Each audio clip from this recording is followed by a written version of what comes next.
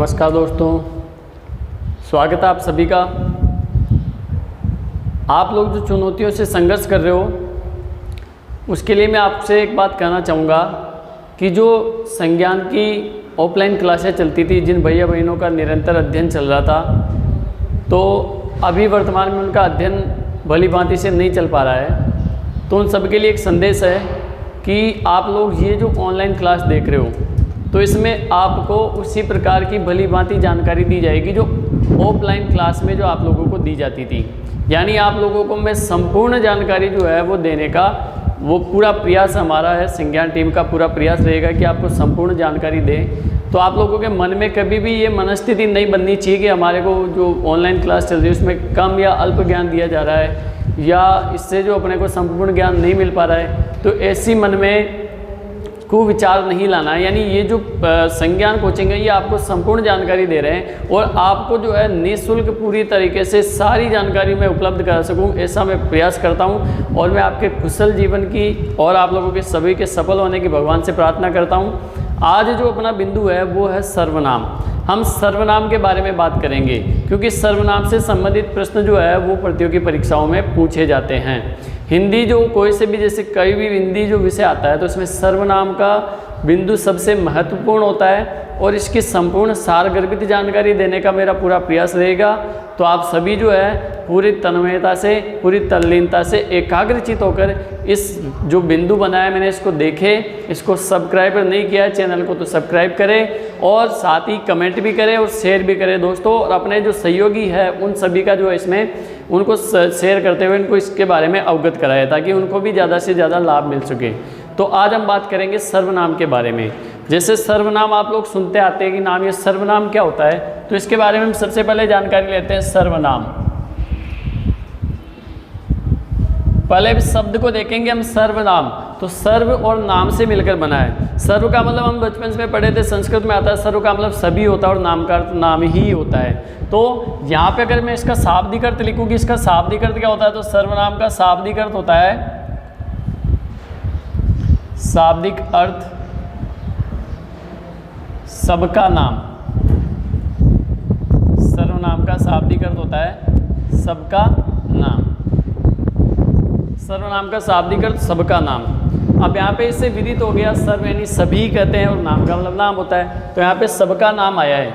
अब इसमें आप लोगों को एक चीज़ ध्यान रखनी है, जो सबका नाम लिखा है मैंने इसका अपने को हिंदी ये तो समझ में आ गया कि इसका शब्द का अर्थ होता है सबका नाम। ये जो सबका लिखा मैंने बहुत सी जगह देखो, बहुत सी जगह ऐसे लिखा जाता है सबका नाम। अब ये जो सबका नाम है और इसमें दोनों में क्या अंतर है, तो ये चीज़ अपने को देखनी है। ये जो सब है इसके साथ में का कारक चिन्ह जुड़ा हुआ है, यहाँ भी सब है, इसमें का कारक चिन्ह दूर है, पृथक लिखा हुआ है, अलग लिखा हुआ है, सिर और रेखा से स्पर्श नहीं कर पा रहा है। तो ये जो हम लिखेंगे इसका मतलब ये अशुद्ध माना जाएगा। ऐसा सबका अशुद्ध माना जाता है। क्यों माना जाता है, तो एक चीज़ ध्यान रखनी है, अगर कारक चिन्ह से पहले कोई भी संज्ञा आती है, कारक चिन्ह से पहले संज्ञा आती है और उसके बाद में कारक चिन्ह आता है, तो ये दोनों अलग अलग लिखे जाएंगे। संज्ञा अलग रहेगी, कारक अलग लिखा जाएगा। लेकिन सर्वनाम के बाद में कोई भी कारक चिन्ह आता है तो उसमें पहला कारक चिन्ह सर्वनाम सूचक शब्द के साथ में जुड़कर ही आता है, सिरों रेखा से सदैव स्पर्श करता हुआ जुड़ा हुआ ही रहता है। जैसे मैं एक एक उदाहरण लेता हूँ, जैसे मैंने यहाँ पे लिख दिया राम ने। अब यहाँ पे राम जो है ये संज्ञा है और ने कारक है। अब मैं संज्ञा और कारक दोनों अलग अलग लिखे जाते हैं, सिरों रेखा से कभी भी स्पर्श नहीं करते हैं। और अगर आप लोग इसको सिरों रेखा से ऐसे स्पर्श कर दोगे तो ये जो गलत माना जाएगा। तो सबसे इम्पोर्टेंट छोटी से छोटी जानकारी है, ऐसी जानकारी अपने को दुर्लभ तरीके से मिल पाती है कि हम पढ़ तो लेते हैं कि सर्वनाम क्या है, कि संज्ञा के स्थान पर प्रयुक्त होने वाले शब्दों को सर्वनाम कहते हैं। लेकिन यहाँ पे देखो, यहाँ पे अगर संज्ञा के बाद में कारक चिन्ह आता है तो उसका स्थान क्या रहता है, परीक्षा में पूछा जाने योग्य प्रश्न है, पूछ लेता है कि संज्ञा के बाद में कारक चिन्ह आता है तो दोनों जो है सिरों रेखा से अलग अलग लिखे जाते हैं, दोनों एक साथ नहीं लिखे जाते हैं। और अगर सर्वनाम के बाद में कोई भी कारक चिन्ह आ जाता है, सर्वनाम के बाद में कारक चिन्ह आता है तो इनको तो हम अलग अलग लिखे थे, संज्ञा और कारक को, लेकिन सर्वनाम के बाद कारक चिन्ह आता है तो दोनों को सिरों रेखा से स्पर्श करते हुए दोनों की सिरों रेखा एक साथ छूती हुई होनी चाहिए तो शुद्ध माना जाएगा। अब राम के स्थान पे मैंने ये राम संज्ञा है, इसका मैंने जो है सर्वनाम सूचक लिख दिया, उस राम को हम उस भी कर सकते हैं। यानी कभी कभार क्या होता है, क्योंकि संज्ञा के स्थान पर प्रयुक्त होते हैं वही सर्वनाम कहलाते हैं। तो जब वाक्य में राम शब्द की बार बार बखान किया जाएगा तो उसके स्थान पे, राम जी के स्थान पे या राम के स्थान पे जो है सर्वनाम सूचक शब्द प्रयोग में लाए जाते हैं। इसीलिए तो इसकी परिभाषा होती है कि संज्ञा के स्थान पे प्रयुक्त होने वाले शब्दों को सर्वनाम कहते हैं। तो राम के स्थान पे मैंने उस लिख दिया जो कि सर्वनाम सूचक शब्द है। अब इसके बाद में मैंने कारक चिन्ह लगाया, तो मैं जैसे ही उसने लिखूंगा तो ये गलत माना जाएगा। क्यों माना जाएगा? क्योंकि सर्वनाम के बाद में कारक चिन्ह आता है तो वो शिरोरेखा से एक साथ जुड़कर आता है, न कि अलग अलग। तो इसको शुद्ध लिखने के लिए क्या करेंगे, इसको शुद्ध लिखने के लिए ऐसे लिखेंगे उसने। तो सबसे इंपॉर्टेंट पहली बात अपने को क्या जानने को मिली कि सर्वनाम के बाद में कारक चिन्ह आता है तो दोनों का स्थान शिरोरेखा से स्पर्श करता हुआ प्रतीत होता है। दोनों के जो शिरोरेखा से जुड़े हुए होने चाहिए, अनिवार्य विषय हैं, ठीक है। और संज्ञा के बाद में अगर कोई भी कारक चिन्ह आता है तो उनका स्थान क्या रहता है? परीक्षा में प्रश्न कैसे पूछेगा यदि संज्ञा के बाद में कोई भी कारक चिन्ह आता है तो क्या उसे शिरोरेखा से छूता हुआ लिख सकते हैं? तो नहीं लिखेंगे। संज्ञा के बाद में कारक चिन्ह आता है तो शिरोरेखा से स्पर्श करता हुआ नहीं लिखा जाता है। लेकिन सर्वनाम के बाद में अगर कारक चिन्ह आता है तो वो सदैव शिरोरेखा के साथ में ही लिखा जाता है। तो ऐसा लिखा जाएगा, न कि ऐसा। तो ये चीज़ अपने को ध्यान होनी चाहिए। तो सबका नाम मैंने क्यों लिखा? क्योंकि यहाँ पे कारक चिन्ह आया, उससे पहले सर्वनाम आया, इसलिए इसको अलग अलग नहीं लिखा। अगर अलग अलग लिखता तो वो गलत हो जाता। तो ये सबसे छोटी जानकारी थी अपने को। भली भांति अभी तक ये पढ़ते हैं हम कि सर्वनाम का शाब्दिक और सबका नाम होता है, लेकिन लिखते कैसे हैं सबका नाम, ये चीज़ अपने को ध्यान होनी चाहिए। तो ऐसे छोटे छोटे प्रश्न पूछे जाते परीक्षा में जो अपने को विदित नहीं है, या फिर हम लापरवाही की प्रकार से भली भांति तरीके से समझ नहीं पाते हैं और जल्दबाजी में करके आ जाते हैं। सबका नाम देखा, ये लिख दिया, ऑप्शन में ये वाला दिया हुआ है कि इसमें शिरोरेखा के साथ में आएगा। तो ये चीज़ अपने को ध्यान रखनी है।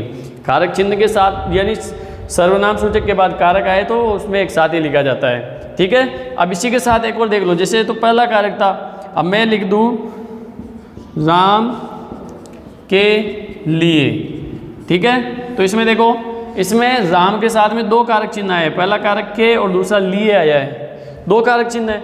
अगर राम के बाद में कारक चिन्ह यानी संज्ञा के बाद में कारक चिन्ह आ रहा है, संज्ञा के बाद में कारक चिन्ह आ रहा है तो वो तो अलग अलग लिखा जाएगा। इसमें तो कोई अपने तो कोई बात ही नहीं दी है, तो अपने को क्लियर हो गया है। और दूसरी बात है कि सर्वनाम के बाद में कारक चिन्ह आया, सर्वनाम के बाद में कारक चिन्ह आया। देखो इंपॉर्टेंट बात है, सर्वनाम के बाद में कारक चिन्ह आया तो मैंने राम के स्थान पर सर्वनाम सूचक लिख दिया उस, और के जो है इसके साथ में जोड़ दिया, क्योंकि हमने पढ़ा था कि सर्वनाम के बाद कारक चिन्ह आया तो जुड़ जाता है। तो पहला कारक तो जुड़ गया, अब दूसरा जो कारक आ रहा है अब इसका स्थान क्या रहेगा, तो ये चीज़ आप लोग बतानी है। आप लोगों को बताना है, कमेंट करके बिल्कुल मेरे को लिख के प्रेषित करना है, ताकि मैं आपका नाम देख सकूं कि किसने क्या प्रेषित किया है और मैं आपको बता सकूं या आप लोगों ने कितना जो है सीखा है, मेरा पढ़ाना सार्थक सिद्ध होता है कि नहीं होता, ये चीज़ हमारे को भली भांति से जानकारी मिल जाए। इसलिए आप लोग एक बार इसके बारे में कमेंट भी करो, ताकि आप लोगों को अगर ये जानकारी विदित नहीं है तो उसके बारे में भी ध्यान हो। तो उसके पहला कारक जो है, अगर सर्वनाम के बाद में कारक चिन्ह आता है तो वो एक साथ ही आता है, लेकिन पहला कारक एक साथ आएगा, दूसरा कारक आ जाता है तो उसका स्थान जो है शिरोरेखा से अलग ही रहेगा, शिरोरेखा से अलग ही रहेगा।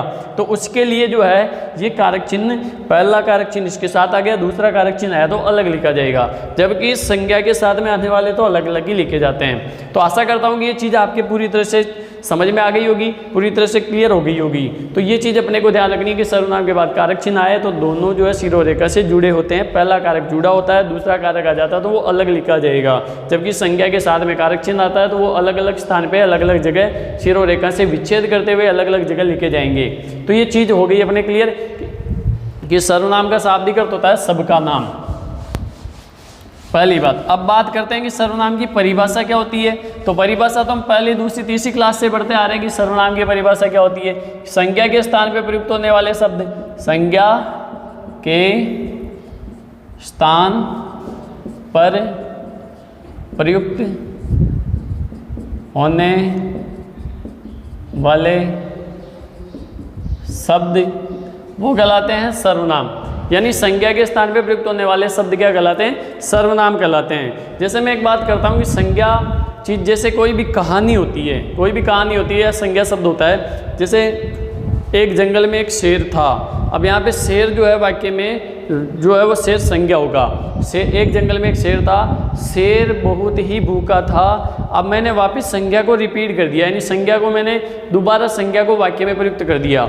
यदि मेरे को कहानी बनानी है कि एक जंगल में एक शेर था, शेर बहुत भूखा था, शेर भोजन की तलाश में इधर उधर भटकता है, शेर को जो है एक कुआं दिखाई देता है, तो बार बार इस कहानी में शेर शब्द आ रहा है। अगर बार बार संज्ञा शब्द आता है, यानी शेर संज्ञा शब्द है, तो अगर कहानी में या वाक्य में कहीं भी बार बार संज्ञा शब्द आता है तो वो वाक्य जो है अपने को अटपटा लगता है, अच्छा नहीं लगता है। यानी वहाँ पे वाक्य में कौन सा दोष पाया जाता है, तो बताना है पुनरुक्ति दोष पाया जाता है, क्योंकि संज्ञा शब्द जो है वाक्य में बार बार आ गई है, इसलिए वहाँ पे पुनरुक्ति दोष हो गया है।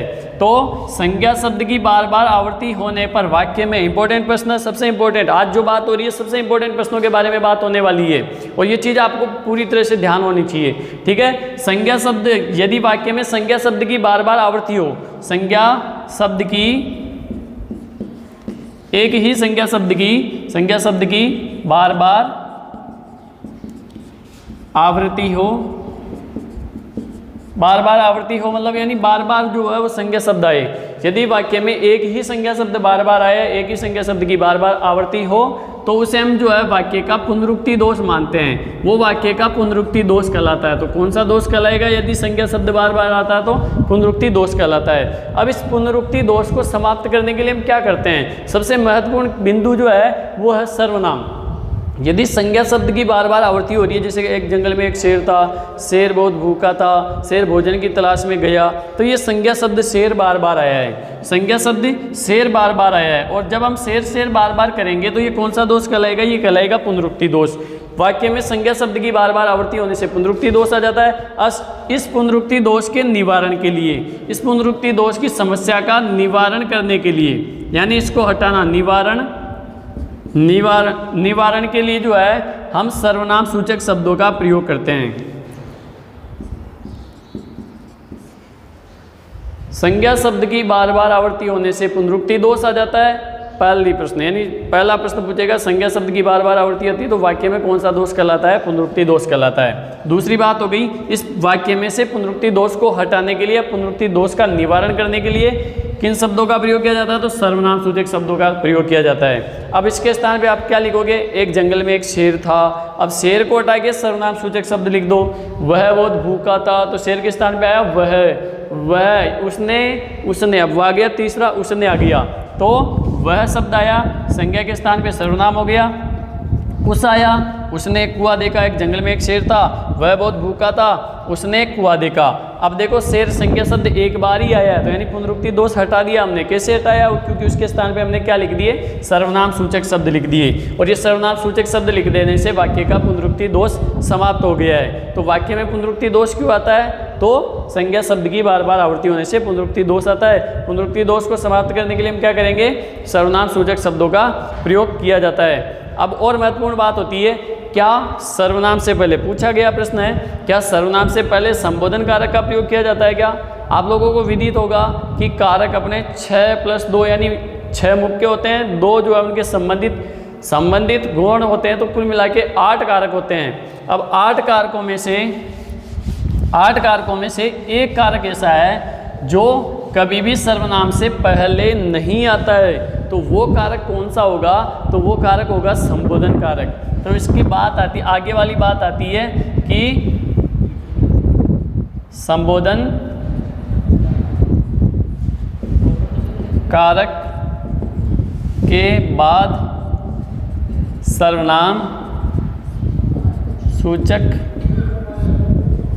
शब्द नहीं आता।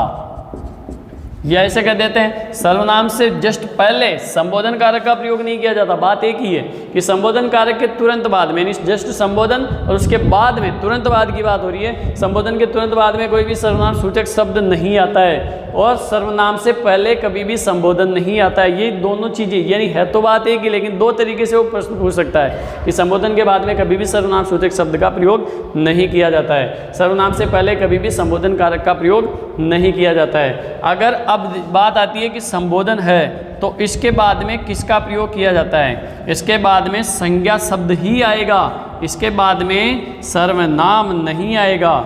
ठीक है, सर्वनाम जो है वो नहीं आने वाला है। संबोधन के बाद में सर्वनाम नहीं आता है, संबोधन के बाद में केवल संज्ञा शब्द ही आता है। ठीक है, तो ये चीज़ ध्यान रखेंगे, संबोधन के बाद में संज्ञा आती है, संबोधन के बाद में सर्वनाम नहीं आता है, कभी भी नहीं आता है संबोधन के बाद में सर्वनाम, और सर्वनाम से पहले कभी भी संबोधन नहीं आता है।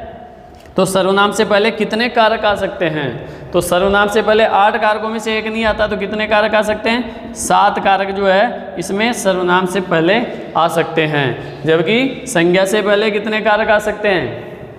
तो ये संबोधन कारक आता है। अगर वाक्य के हिसाब से देखें तो इसमें पूरे 8 के 8 कारक आ सकते हैं, लेकिन वाक्य के हिसाब से देखें तो मैंने आपको क्रम भी बताया था कि सबसे पहले कर्ता आता है, यानी संबोधन के बाद में कर्ता, और उसके बाद में कर्म और कर्ता के बीच में सारे कारक चिन्ह आएंगे, वो भी उल्टे क्रम में आएंगे। ये जो बात होने वाली है ये वाक्य के अंतर्गत मैंने आप लोगों को पढ़ा चुका हूँ, तो इसके बारे में आप लोगों को वाक्य से और पूरी तरह से जानकारी मिल सकती है। तो संबोधन, यहाँ पे हम सर्वनाम के बारे में बात करेंगे, जो अपना मुख्य बिंदु होता है उससे हट के अपने को नहीं पढ़ना है। जो चीज़ अपने को मुख्य बिंदु के रूप में मिल रही है तो उसे हम पढ़ना चाहिए, क्योंकि जो चीज़ पढ़ते समय अगर हमारा ध्यान इधर उधर असमंजस की स्थिति में चला जाता है तो सारी चीज़ पढ़ना निरर्थक हो जाती है। तो आप लोग सभी मेरा ध्यान देंगे, संबोधन के बाद में संज्ञा शब्द आता है, और संबोधन यानी संबोधन के बाद में कभी भी सर्वनाम सूचक शब्द नहीं आता है। तो ये चीज़ भी अपने को विदित हो गई। जैसे अब इसका उदाहरण हम देख लेते हैं कि जैसे मैंने लिख दिया हे राम, अब यहाँ पे हे जो शब्द है ये संबोधन कारक है। हे ओ अरे, हे ओ अरे ये संबोधन है, और इनके बाद में हे के बाद में कभी भी, हे ओ अरे के बाद में कभी भी सर्वनाम सूचक शब्द नहीं आएगा। जैसे वह, मैं, उसका, ये वाले शब्द नहीं आते। हे मैं, हे वह शब्द नहीं आने वाले हैं। इसके बाद में संज्ञा शब्द ही आएगी। ठीक है, संज्ञा शब्द ही आएंगे। हे राम, हे भगवान, हे बालक, हे रमेश, हे दिनेश, जो भी है वो संज्ञा शब्द ही आते हैं। तो ये चीज़ अपने को ध्यान हो गई। तो संबोधन कारक के बाद में सर्वनाम सूचक शब्द नहीं आता है। अब और बात होती है कि सर्वनाम जो होता है वो किनसे परिवर्तित हो जाता है? सर्वनाम यानी शब्द को परिवर्तित कर देने वाली 4 इकाई होती है। शब्द परिवर्तन की 4 इकाइयाँ होती है। शब्द परिवर्तन यानी जो शब्द, अभी हम शब्द के बारे में बात कर रहे हैं, शब्द है अपना सर्वनाम। शब्द परिवर्तन की 4 इकाइयाँ होती है। 4 इकाइयाँ होती है, जिसमें से पहली जो इकाई होती है लिंग, वचन, दूसरी वचन, तीसरी कारक और चौथी काल। लिंग, वचन, कारक, काल, ये जो 4 इकाइयाँ होती है। अब इन 4 इकाइयों में से पूछ लेता है कि जो सर्वनाम है किससे परिवर्तित होता है या सर्वनाम किससे परिवर्तित नहीं होता है। तो 4 इकाइयाँ होती है शब्द को परिवर्तन करने वाली। तो शब्द को परिवर्तन करने वाली 4 इकाइयाँ लिंग, वचन, कारक, काल। अब यहाँ पे जो लिंग, वचन, कारक, काल है, इनमें से चारों में से किससे परिवर्तित होगा सर्वनाम? तो एक बात ध्यान रखनी है कि वचन और कारक से जो है वो सर्वनाम परिवर्तित होता है। काल से कोई सा भी विकारी शब्द परिवर्तित नहीं होता, केवल क्रिया के अलावा। क्रिया है जो केवल काल से परिवर्तित होती है। संज्ञा, सर्वनाम, विशेषण, क्रिया, ये विकारी शब्द है, और हम विकारी शब्दों में से एक सर्वनाम के बारे में बात कर रहे हैं। तो संज्ञा, सर्वनाम, विशेषण, क्रिया, ये जो है चारों चीज़ें, संज्ञा, सर्वनाम, विशेषण, क्रिया, शब्द परिवर्तन की 4 इकाइयों से ही परिवर्तित होती है।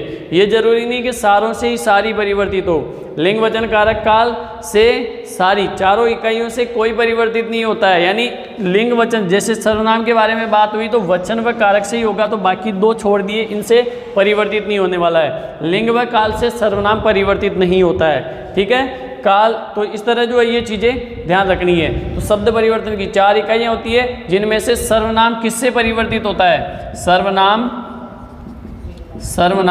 वचन व कारक से परिवर्तित होता है। सर्वनाम वचन व कारक से परिवर्तित होता है। तो क्या सर्वनाम लिंग से परिवर्तित नहीं होता? तो क्या सर्वनाम काल से परिवर्तित नहीं होता है? तो ये चीज़ अपने को ध्यान रखनी है कि बिल्कुल नहीं होता है। लिंग और काल से सर्वनाम परिवर्तित नहीं होता है। इसका कुछ एक अपवाद है, वो भी मैं आप लोगों को बताने वाला हूँ। तो सर्वनाम जो है वो वचन व कारक से ही परिवर्तित होता है। अब ये वचन और कारक से कैसे परिवर्तित होता है ये अपने को विदित होना जरूरी है, क्योंकि ये तो पढ़ी पढ़े लैंग्वेज हम पढ़ लेते हैं, चलो वचन व कारक से परिवर्तित हो जाता है। तो सर्वनाम कैसे, पहले तो अपने को ध्यान होनी चाहिए कि सर्वनाम सूचक शब्द कैसा है। तो जैसे मैंने लिख दिया यहाँ पे मैंने लिख दिया, मैंने लिखा उसका। अब यहाँ पे उसका जो है इसके साथ में सर्वनाम सूचक शब्द है और साथ में ही का कारक चिन्ह लगा हुआ है। अब मैं इसको ऐसे कर दूं उसका, अब इस कारक चिन्ह को अगर मैं हटा देता हूं, चलो कारक चिन्ह को मैंने हटा दिया, का के स्थान पे मैंने लिख दिया की लिख दिया, तो वो उसकी हो गया, यानी कारक चिन्ह से परिवर्तित हो रहा है, बिल्कुल परिवर्तित हो रहा है। तो उसका जैसे है तो उसका हो उससे परिवर्तित हो गया, मैंने लिख दिया उन। अब उन्होंने बनाना है मेरे को, तो इसके साथ में ने लगा दूंगा, उनसे उन्होंने बन जाता है और इन्होंने बन जाता है। इस तरह के शब्द जो है वो इनसे बनेंगे, यानी इसका मतलब ये कारक से परिवर्तित होने वाला है। जैसे मैं यहाँ पे लिख देता हूँ, मैंने लिख दिया मैं सर्वनाम सूचक शब्द लिख दिया।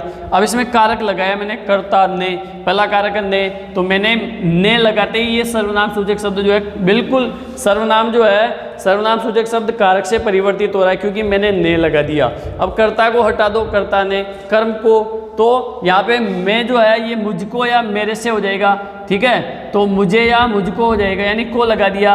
अब तीसरा जो होता है के, यानी के लिए होता है, तो मेरे लिए हो जाएगा, या इस तरह के शब्द, यानी प्रत्येक के कारक चिन्ह मैं, मेरा, मेरी, मेरे लिए, मेरे द्वारा, यानी कारक चिन्हों से प्रत्येक कारक चिन्ह के साथ में जोड़ते जाएंगे, तो इसका मतलब कारक से जो है सर्वनाम परिवर्तित होने वाला है, कारक से सर्वनाम परिवर्तित होता है। अब वचन की बात आती है तो क्या वचन से भी सर्वनाम परिवर्तित होता है? बिल्कुल वचन से भी सर्वनाम परिवर्तित होता है, क्योंकि जैसे मैंने लिख दिया मेरा, अब ये सर्वनाम सूचक शब्द है जो में से बना है, मूल सर्वनाम सूचक शब्द में से बना है, मेरा शब्द लिखा है। अब ये मेरा जो शब्द है इससे अपने को विदित हो रहा है कि मेरा जो है ये एक वचन है, एक व्यक्ति के लिए मेरा शब्द का प्रयोग किया जाता है। अब मैंने यहाँ पे लिख दिया मेरे, और जैसे ही मैंने मेरे लिखा तो ये बहुवचन हो गया। हिंदी में दो वचन होते हैं, एक वचन और बहुवचन। मेरा शब्द जो था वो एक वचन था, और मेरे जैसे ही मैंने लिखा कारक चिन्ह परिवर्तित कर दिया तो वचन, यानी सर्वनाम जो है वचन व कारक दोनों से परिवर्तित हो जाने वाला है, तो दोनों से परिवर्तित हो गया है। तीसरी बात आती है कि सर्वनाम क्रिया से परिवर्तित होता है, तो सर्वनाम कभी भी सर्वनाम कभी भी काल से परिवर्तित होता है, सॉरी काल है, यानी सर्वनाम क्या काल से परिवर्तित होता है? सर्वनाम काल से परिवर्तित होता है, तो सर्वनाम कभी भी काल से परिवर्तित नहीं होता है, ठीक है, केवल काल से क्रिया ही परिवर्तित होती है। जो विकारी शब्द है क्रिया ही परिवर्तित होती है, इससे संज्ञा, सर्वनाम और विशेषण तीनों काल से परिवर्तित नहीं होते हैं, केवल क्रिया ही है जो काल से परिवर्तित होती है। सर्वनाम किससे परिवर्तित होता है? तो सर्वनाम वचन व कारक से परिवर्तित होता है। तो क्या सर्वनाम लिंग से परिवर्तित होता है? तो ये बात सबसे महत्वपूर्ण बात है। अगर परीक्षा में प्रश्न आ जाता है कि सर्वनाम परिवर्तित होता है, विकल्प में वचन व कारक दिया हुआ है, बिल्कुल वचन व कारक करना है, साथ में लिंग और काल दिया हुआ तो नहीं करना है, ठीक है। तो सर्वनाम लिंग से परिवर्तित होगा, केवल एक सर्वनाम होगा। सर्वनाम के 6 भेद होते हैं, जिनमें से एक सर्वनाम ऐसा आता है अपवाद स्वरूप जो लिंग से भी परिवर्तित होता है, ठीक है। विकल्प में लिंग नहीं दिया हुआ उस समय वचन व कारक देना है, और विकल्प में लिंग वचन कारक दिया हुआ है और वचन व कारक भी दिया हुआ है, तो उस परिस्थिति में वचन व कारक ही करना है, क्योंकि 5 सर्वनाम ऐसे हैं जो लिंग से परिवर्तित नहीं होते हैं, केवल एक सर्वनाम ही है। इंपॉर्टेंट प्रश्न है, महत्वपूर्ण प्रश्न है, केवल एक सर्वनाम ही है। सर्वनाम के 6 भेदों में से एक सर्वनाम ही ऐसा है जो लिंग से परिवर्तित होता है। अभी इसके बारे में मैं आप लोगों को बताने वाला हूँ। तो अगर परीक्षा में प्रश्न किस तरह है, पूछ लेता है कि सर्वनाम किससे परिवर्तित होता है, तो वचन व कारक से परिवर्तित होता है, बिल्कुल वचन व कारक से परिवर्तित होता है। और विकल्प में ये भी दे दे कि लिंग वचन कारक से परिवर्तित होता है, और वचन व कारक भी दे देता है, तो वहाँ पे वचन व कारक ही आएगा। और विकल्प में वचन कारक नहीं दे और लिंग दे दे, लिंग वचन कारक दे देता है, और वचन व कारक नहीं दिया हुआ है अलग से, विकल्प में वचन व कारक अलग से नहीं दिया हुआ, उस समय हम लिंग वचन कारक करेंगे, क्योंकि संबंधवाचक सर्वनाम ऐसा है। एक और इसके बाद में महत्वपूर्ण प्रश्न, संबंधवाचक सर्वनाम ऐसा सर्वनाम है जो लिंग से भी परिवर्तित होता है। बाकी सर्वनाम के 5 भेद लिंग से परिवर्तित नहीं होते हैं। सर्वनाम के 6 भेदों में से एक होता है, वो है संबंधवाचक सर्वनाम। तो यहाँ पे हम लिखेंगे, छठा बिंदु है कि संबंधवाचक सर्वनाम, संबंधवाचक सर्वनाम लिंग से भी परिवर्तित होता है, लिंग से परिवर्तित होता है। संबंधवाचक सर्वनाम एक ऐसा सर्वनाम है जो लिंग से भी परिवर्तित हो जाता है। परीक्षा में प्रश्न पूछ ले कि ऐसा कौन सा सर्वनाम है जो सर्वनामों में अपवाद है, तो हम बताएंगे संबंधवाचक सर्वनाम है जो सर्वनाम में अपवाद है। इंपॉर्टेंट प्रश्न है कि संबंधवाचक सर्वनाम अपवाद क्यों है? क्योंकि वो लिंग से भी परिवर्तित होता है। बाकी सर्वनाम तो वचन व कारक से ही परिवर्तित हो जाते हैं, 5 सर्वनाम तो वचन व कारक से ही परिवर्तित होते हैं, लेकिन जब संबंधवाचक सर्वनाम की बात आती है तो वो लिंग से भी परिवर्तित होता है। तो संबंधवाचक सर्वनाम शब्द जैसे देख लो इधर, संबंधवाचक सर्वनाम जो शब्द होते हैं उसमें जैसे मैंने यहाँ पे लिख दिया, अब मैंने जैसे लिखा मेरा शब्द लिखा तो मेरा, मेरी, मेरे, जैसे संबंध में क्या आता है? का, के, की, रा, रे, री, ना, ने, नी, ठीक है। तो उसका, उसकी, उसके, बिल्कुल संबंध से लिंग का बोध हो रहा है। उसका यानी पुल्लिंग के लिए, उसकी यानी स्त्रीलिंग के लिए, उसके यानी बहुवचन के लिए भी प्रयोग होता है, तो वो अब बहुवचन चला जाएगा, क्योंकि हिंदी में नपुंसक लिंग तो होता ही नहीं है, 2 ही लिंग होते हैं, पुल्लिंग और स्त्रीलिंग, ठीक है। पुरुष और महिला वाला 2 प्रकार के होते हैं। तो संबंधवाचक सर्वनाम जो है ये लिंग से भी परिवर्तित होता है। तो का, के, की, रा, रे, री, ना, ने, नी, तो का, के, की को उदाहरण क्या देखोगे? उसका, उसकी, उसके। तो यहाँ पे हम लिखेंगे ये जो का, जैसे संबंधवाचक सर्वनाम के कारक चिन्ह क्या होते हैं? का, के, की, तो इनसे क्या क्या बनेगा? अब ये उस केवल मूल सर्वनाम सूचक शब्द मान लिया, तो इसमें मैंने लिख दिया उसका, उसकी। अब इससे अपने को लिंग का भी परिवर्तित हो गया, लिंग से परिवर्तित हो गए और ये बहुवचन हो जाएगा, ठीक है। अब दूसरा है का, के, की, रा, रे, री, ना, ने, नी, है ना, रा, रे, री, तो रा, रे, री में मेरा, मेरी, है ना, और ये वचन से परिवर्तित होगा बहुवचन में। और तीसरा रा, रे, री, ना, ने, नी आ जाता है, ना, ने, नी, तो अपना, अपनी, और ये अपने बहुवचन में परिवर्तित हो जाएगा। तो ये लिंग से भी परिवर्तित हो रहा है संबंधवाचक सर्वनाम। तो ये महत्वपूर्ण बातें थी सर्वनाम से संबंधित, और यहाँ से प्रश्न की पूरी संभावना है कि यहाँ से परीक्षा में प्रश्न पूछा जाएगा। अब इसके अलावा मैं आगे बात करता हूँ कि सर्वनाम जो होता है वो मूल सर्वनाम सूचक शब्द कितने होते हैं। अब यहाँ पे दोस्तों थोड़ी एक बात ध्यान रखने योग्य है कि सर्वनाम के भेद कितने होते हैं और सर्वनाम की संख्या कितनी होती है, मूल सर्वनाम सूचक शब्द कितने होते हैं, ये चीज़ अपने को ध्यान रखनी है। तो ये चीज़ें मैं आप लोगों को स्पष्ट करा देता हूँ, पूरी तरह से आप लोगों के क्लियर हो जाएगी इन चीज़ों की ओर आप ध्यान देंगे।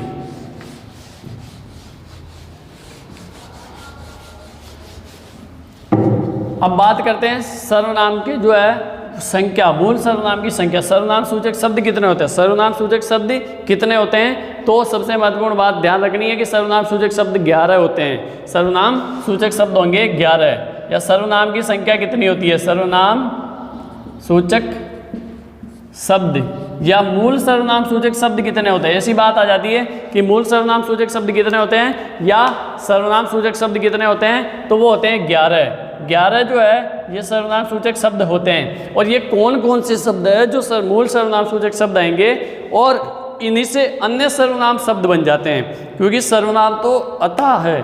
अपने हिंदी में सर्वनाम सूचक शब्द बहुत से हैं, लेकिन मूल सर्वनाम सूचक शब्द कौन से हैं, कितने हैं, जिनसे ही बाकी अन्य बने हुए हैं। तो एक बात ध्यान रखनी है कि 11 जो सर्वनाम सूचक शब्द है ये मूल है और इन्हीं से जो है बाकी बने हुए हैं। तो कौन कौन से सर्वनाम सूचक शब्द है? तो ध्यान रखेंगे मैं, तुम, आप, कोई, कुछ, जो, सो, कौन, क्या, यह, वह। अब आप लोग इनको गिनोगे तो 3 और 3 6, 3 3 9 और 2 11। ये 11 सर्वनाम सूचक शब्द है जो मुख्य सर्वनाम सूचक शब्द है। अब जितने भी सर्वनाम सूचक शब्द बने हुए हैं इन 11 से ही बने हुए हैं। अगर परीक्षा में प्रश्न आ जाता है कि मूल सर्वनाम सूचक शब्द निम्नलिखित में से कौन सा है, तो वह दे देता है उस शब्द दिया तो वह उस मूल सर्वनाम सूचक शब्द नहीं होगा। उन दे दिया उन भी नहीं होगा, इस दे दिया इस भी नहीं होगा, इन दे दिया इन भी नहीं होगा। तो इनमें से जो भी एक दिया हुआ हो विकल्प में, तो इनमें से अगर पूछेगा कि निम्नलिखित में से मूल सर्वनाम सूचक शब्द कौन सा है और इनमें से कोई भी एक विकल्प में आ जाता है तो वही मूल सर्वनाम सूचक शब्द होगा। इनके अलावा कोई सा भी सर्वनाम सूचक शब्द आए वो मुख्य मूल सर्वनाम सूचक शब्द नहीं माना जाता है। प्रमुख मूल सर्वनाम सूचक शब्द यही माने जाते हैं और इनकी संख्या आपको याद होनी चाहिए।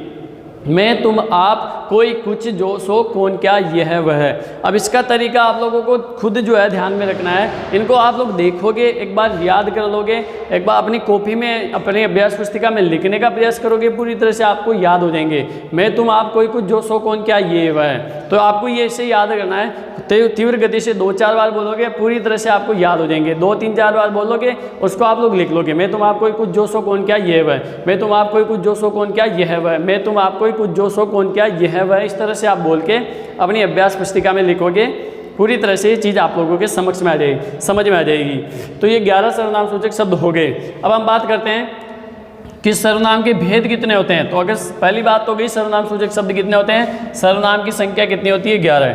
अब सर्वनाम के भेद की बात आती है, तो सर्वनाम के भेद है ना, सर्वनाम के भेद कितने होते हैं, तो सर्वनाम के भेद होते हैं 6। सर्वनाम के भेद होते हैं 6। और आपको 6 कैसे लिखना है, 6 को लिखना है तद्भव रूप। ये तद्भव रूप लिखना है, न कि हम तत्सम रूप लिखेंगे।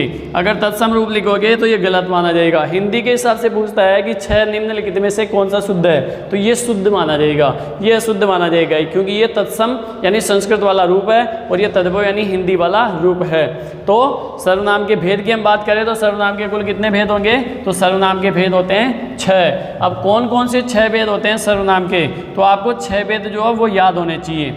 साथ में 11 मूल सर्वनाम सूचक शब्दों की संख्या भी अपने को ध्यान होनी चाहिए कि 11 मूल सर्वनाम सूचक शब्द होते हैं और सर्वनाम के भेद कितने होते हैं, वो 6 होते हैं। तो इन 6 भेदों में से आप लोगों को ध्यान रखना है। सबसे पहले जो सर्वनाम का भेद आता है उसको हम कहते हैं पुरुषवाचक सर्वनाम। पहला जो सर्वनाम का भेद आता है उसे हम कहते हैं पुरुषवाचक सर्वनाम।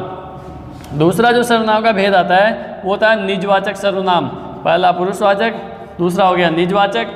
तीसरा जो सर्वनाम का भेद आता है उसे हम कहते हैं निश्चयवाचक सर्वनाम। तीसरा जो सर्वनाम का भेद आता है उसे हम कहेंगे निश्चयवाचक। और चौथा जो सर्वनाम का भेद आता है वो होता है अनिश्चयवाचक। चौथा जो सर्वनाम का भेद होता है वो कहलाता है अनिश्चयवाचक सर्वनाम। और पांचवा जो सर्वनाम का भेद होता है वो कहलाता है संबंधवाचक सर्वनाम। पांचवा जो सर्वनाम का भेद होता है वो कहलाता है संबंधवाचक सर्वनाम। और छठा जो सर्वनाम का भेद होता है वो जो है वो है प्रश्नवाचक सर्वनाम। प्रश्नवाचक सर्वनाम, ये सर्वनाम के 6 भेद होते हैं। तो आप लोगों के समक्ष लिखे हुए हैं सर्वनाम के 6 भेद, पुरुषवाचक, निजवाचक, निश्चयवाचक, अनिश्चयवाचक, संबंधवाचक और प्रश्नवाचक। तो ये चीज़ आप लोगों को ध्यान होनी चाहिए कि सर्वनाम के 6 भेद होते हैं, पुरुष, प्रश्न, पुरुष, निज, निश्चय, अनिश्चय, संबंध और प्रश्न। ये 6 सर्वनाम सूचक शब्द होते हैं। अब इनमें से अपवाद स्वरूप कौन सा सर्वनाम जाना जाता है, तो बताओगे अपवाद स्वरूप माना जाता है संबंधवाचक सर्वनाम। क्यों माना जाता है, क्योंकि ये लिंग से भी परिवर्तित होता है, क्योंकि सारे के सारे सर्वनाम वचन व कारक से तो परिवर्तित होते हैं, लेकिन ये लिंग से भी परिवर्तित होगा। तो ये 3 से परिवर्तित होता है, लिंग, वचन, कारक से। ये लिंग, वचन और कारक से परिवर्तित होता है, यदि इसको अपवाद मानेंगे, क्योंकि एक ज़्यादा से परिवर्तित होता है लिंग से भी। बाकी ये जो 5 सर्वनाम सूचक शब्द बचे हुए हैं, ये जो 5 सर्वनाम सूचक शब्द है, ये 5 के 5 ही वचन व कारक से परिवर्तित होते हैं। ये वचन व कारक से परिवर्तित होते हैं। तो ये चीज़ अपने को ध्यान रखनी है कि लिंग से परिवर्तित होने वाला संबंधवाचक सर्वनाम है। अब ये जो 6 भेद मैंने आप लोगों को लिखे हैं, इन 6 भेदों में से इन 11 मूल सर्वनाम सूचक शब्दों के ही शब्द होंगे, इनसे अलग कोई भी नहीं आएगा। बहुत ही सरल तथ्य हैं, आप लोगों के पूरी तरह से समझ में आएगा। अच्छी तरह से आप लोग इसको देखते रहो और आप लोगों की जैसे देखोगे तो पूरी चीज़ क्लियर हो जाएगी कि मूल सर्वनाम सूचक शब्द 11 होते हैं। इनको एक तरीके से लिख लोगे और इनको 6 भेदों में याद कर लोगे तो ये सारी चीज़ आप लोगों को याद हो जाएगी कि पुरुषवाचक सर्वनाम में कौन कौन से मूल सर्वनाम सूचक शब्द आते हैं। क्योंकि प्रश्न आजकल विभिन्न प्रकार से बनने लगा है, एक ही प्रकार का तथ्य नहीं आता है, तो इसमें थोड़ा गहराई से भी आजकल प्रश्न देने लग गए, क्योंकि सभी प्रतियोगी परीक्षाओं की तैयारी में जुटे हुए हैं। तो गहराई तक जो है जाना, वो जो विषय का अध्यापक है उसकी प्रमुखता होती है। तो आप लोगों को थोड़ा गहराई से दे तो आप लोग वो चीज़ बता सकोगे। तो सर्वनाम के भेद होते हैं 6 और उनमें से अपवाद स्वरूप सर्वनाम होता है वो होता है संबंधवाचक सर्वनाम। अब एक एक सर्वनाम के बारे में बात करते हैं कि पुरुषवाचक सर्वनाम क्या होता है, निजवाचक क्या होता है, सब के बारे में हम संपूर्ण जानकारी लेते हैं। तो ये 11 सर्वनाम सूचक शब्द आपको याद होने चाहिए। अब पहला जो भेद आता है वो कहलाता है पुरुषवाचक सर्वनाम। पहला जो सर्वनाम का भेद आता है वो कहलाता है पुरुषवाचक सर्वनाम। पुरुषवाचक सर्वनाम जो है, अब इसमें पुरुषवाचक सर्वनाम की बात करेंगे। पुरुषवाचक आप लोगों ने संस्कृत में पढ़ा होगा कि पुरुष 3 होते हैं। पुरुष 3 होते हैं, प्रथम पुरुष, मध्यम पुरुष और उत्तम पुरुष, 3 पुरुष होते हैं। तो हिंदी में कैसे पढ़ेंगे? क्या इसमें भी प्रथम, मध्यम, उत्तम होंगे? हाँ जरूर होंगे, लेकिन उनका क्रम निर्धारित क्या होता है? हिंदी में क्या होता है, संस्कृत में क्या होता है? क्योंकि संस्कृत में अहम बोलते हैं तो हिंदी में मैं बोलते हैं, लेकिन कौन से सर्वनाम के साथ में, कौन से वचन के साथ में वो आता है। तो पुरुषवाचक सर्वनाम के बारे में बात करते हैं। तो पुरुष कितने होंगे? 3 पुरुष होते हैं। अब हिंदी में एक चीज़ ध्यान रखनी है कि अगर परिभाषा की बात आ जाती है कि पुरुषवाचक सर्वनाम किसे कहते हैं, तो पुरुषवाचक सर्वनाम में हम पहले लिख लेते हैं कि इसके 3 पुरुष होते हैं। पहला जो पुरुष होता है उसे हम कहेंगे, हिंदी में सबसे पहला जो पुरुष आता है वो आता है उत्तम पुरुष। हिंदी में सबसे पहला जो पुरुष आता है वो उत्तम पुरुष आता है, जबकि संस्कृत में सबसे पहले प्रथम पुरुष आता है। तो ये चीज़ आपको ध्यान रखनी है। हिंदी में थोड़ा बहुत अंतर है, तो उसको भी आप लोगों को ध्यान में रखते हुए आगे बढ़ना है, ठीक है। पहला जो पुरुष आता है वो होता है उत्तम पुरुष। हिंदी में पहला जो पुरुष आता है, पुरुषवाचक सर्वनाम की बात हो रही है, पुरुषवाचक सर्वनाम में इसके 3 जो है पुरुष होते हैं। पहला उत्तम पुरुष हो गया, ठीक है। दूसरा जो पुरुष होता है वो होता है मध्यम पुरुष, मध्यम पुरुष।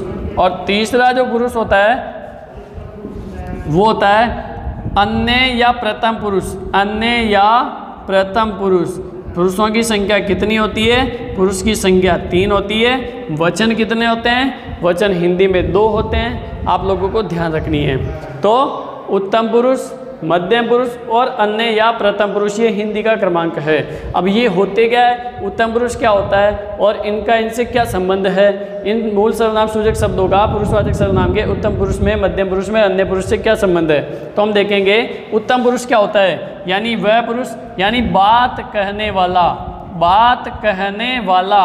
अब बात कहने वाला होता है, उसे हम अंग्रेजी में कहते हैं फर्स्ट पर्सन। फर्स्ट पर्सन यानी बात करने वाला, मुख्य जो वक्ता होता है। जैसे मैं आप लोगों के समक्ष बात कह रहा हूँ, मैं बात करने वाला हूँ, तो मैं उत्तम पुरुष की श्रेणी में आता हूँ हिंदी के अनुसार। हिंदी के अनुसार जो है वो उत्तम पुरुष माना जाएगा, यानी बात कहने वाला, ठीक है। या पाठ पढ़ने वाला भी हो सकता है, बात करने वाला, पाठ पढ़ने वाला। दूसरा जो होता है मध्यम पुरुष, ये होता है मध्यम पुरुष किसे कहेंगे, तो बात सुनने वाला, बात सुनने वाला। जो व्यक्ति बात सुनता है, यानी सेकंड पर्सन जो होता है, सेकंड पर्सन जो होता है वो मध्यम पुरुष कहलाता है हिंदी में। तो वो मध्यम पुरुष यानी बात सुनने वाला। और तीसरा जो होता है अन्य या प्रथम पुरुष। अब यहाँ पे थोड़ा ध्यान रखेंगे, प्रथम का मतलब फर्स्ट पर्सन से नहीं है, उत्तम पुरुष का मतलब होता है फर्स्ट पर्सन से, यानी जो बात करने वाला। अन्य प्रथम दोनों शब्द एक ही है, अन्य कह दो चाहे प्रथम कह दो, दोनों चीज़ें एक ही है। तो अन्य या प्रथम पुरुष किसे कहेंगे, तो जिसके बारे में बात की जाए, जिसके बारे में बात की जाए, यानी थर्ड पर्सन, तीसरा व्यक्ति। तीसरा व्यक्ति जो अपने समक्ष उपलब्ध नहीं है, अपने समक्ष नहीं है, वो अन्य या प्रथम पुरुष में आता है। अब एक परीक्षा में प्रश्न आया हुआ है, पूछ लेता है, पूछेगा। अधिकतर समस्या यहाँ हो जाती है कि हम पूछते हैं कि पुरुषों का क्रम क्या होता है, तो संस्कृत के हिसाब से हम सबको पता है प्रथम, मध्यम, उत्तम। लेकिन हिंदी में पूछ लेता है, हिंदी में पुरुषों का क्रम बताओ, तो हिंदी में सबसे पहला जो पुरुष आता है वो आता है उत्तम पुरुष, उसके बाद में मध्यम पुरुष, उसके बाद में अन्य पुरुष। तो उत्तम पुरुष किसे कहेंगे, बात करने वाला जो होता है वो उत्तम पुरुष कहलाएगा। मध्यम पुरुष बात सुनने वाला जो होता है मध्यम पुरुष कहलाएगा। अन्य या प्रथम जिसके बारे में बात की जाए वो अन्य या प्रथम पुरुष कहलाता है। अब पुरुषवाचक सर्वनाम की परिभाषा अगर पूछ लेता है तो क्या बताओगे, कि वह सर्वनाम जिसमें बात करने वाला, बात सुनने वाला, जिसके बारे में बात की जाए, अर्थात उत्तम, मध्यम या अन्य पुरुष पाए जाते हैं, पुरुषवाचक सर्वनाम कहलाता है। ये इसकी परिभाषा हो गई। अब आप लोग एक बात सोचो कि जो बात करने वाला है वो अपने लिए कौन कौन से सर्वनाम सूचक शब्दों को प्रयोग में लेता है। अगर आप लोगों को याद नहीं है तो आप लोग इधर से देखो, इन मूल सर्वनाम सूचक शब्द 11 में से मैं तुम आपको कुछ जो सो कौन क्या यह वह में से आप लोग देखोगे कि बात करने वाला अपने लिए कौन कौन से शब्दों का प्रयोग करता है। तो बात करने वाला, जैसे मैं स्वयं हूँ, मैं हूँ, तो मैं मेरे लिए कौन कौन से शब्दों का प्रयोग करूँगा, तो पहला सर्वनाम सूचक शब्द आ जाता है मैं। अब ये जो मैं सर्वनाम सूचक शब्द आया है, मैं बात करने वाला व्यक्ति अपने लिए मैं शब्द का प्रयोग करता है और मैं सर्वनाम सूचक शब्द है। अगर पूछ लेता है कि मैं कौन सा पुरुष है, तो क्या बताओगे, उत्तम पुरुष, बात कहने वाला। मैं कौन सा सर्वनाम है, तो क्या बताओगे, पुरुषवाचक सर्वनाम बताओगे। लेकिन इसके आगे और लॉजिक है, इससे आगे और समझोगे तो मैं के विविध रूप भी चलेंगे, वो भी आपको ध्यान रखना है। एक एक चीज़ को समझते चलना है, ध्यान एकाग्रचित होना चाहिए, पूरी तरह से समझ में आएगा। तो उत्तम पुरुष बात करने वाला कौन से मूल सर्वनाम सूचक शब्द का प्रयोग करता है? मैं। तो उत्तम पुरुष में कौन से मूल सर्वनाम सूचक शब्द का प्रयोग हुआ?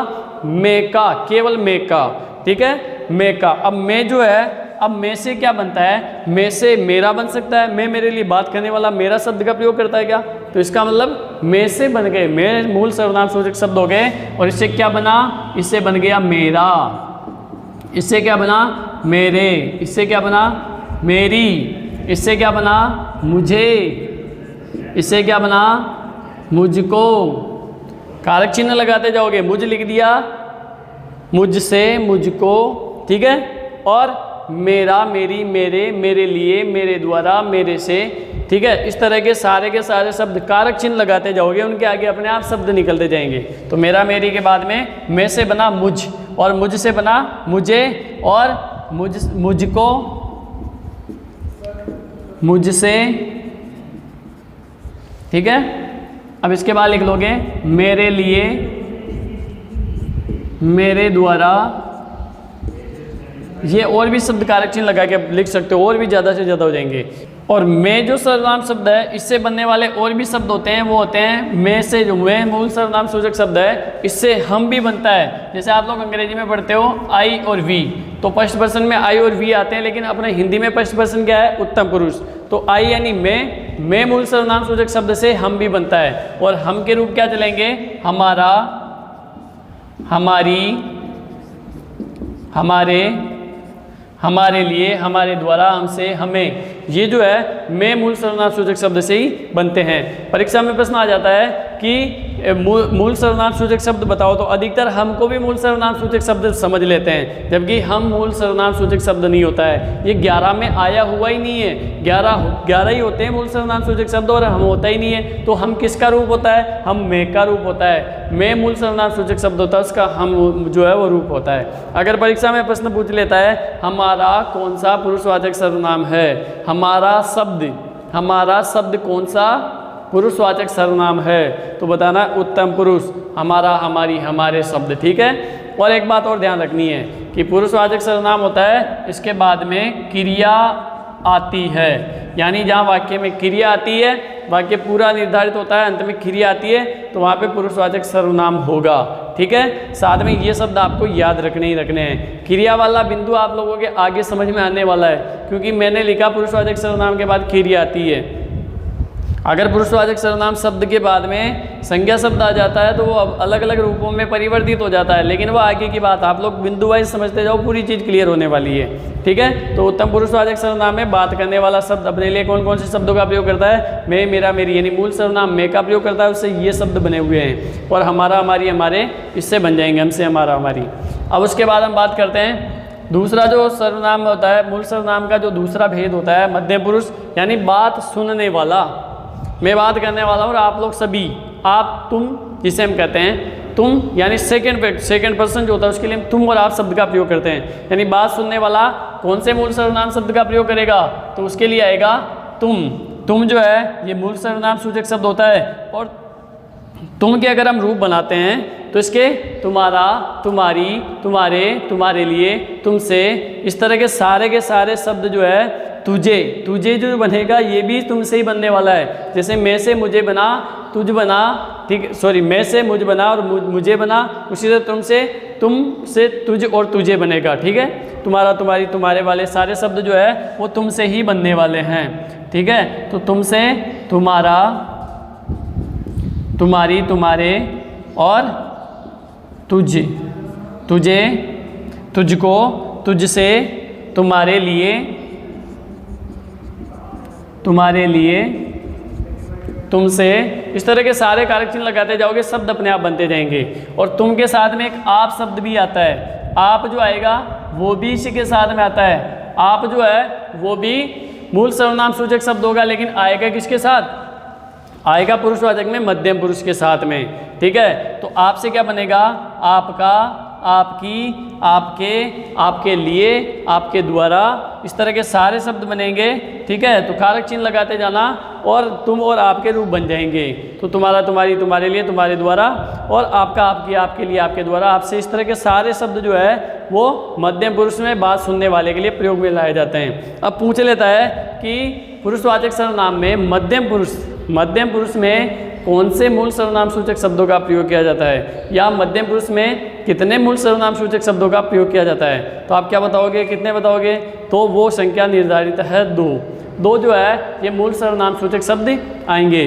2 जो है ये मूल सर्वनाम सूचक शब्द आते हैं। कौन कौन से आते हैं? तुम और आप। ये तो आएगा अपना उत्तम पुरुष के साथ में, ये तो आएगा अपना उत्तम पुरुष के साथ में, और ये दोनों जो आएंगे ये आएंगे मध्यम पुरुष के साथ में, ये आएंगे मध्यम पुरुष के साथ में, और इनके रूप बन जाएंगे, फिर इनके रूप बन जाएंगे। तो आप लोगों को ये चीज़ ध्यान होनी चाहिए।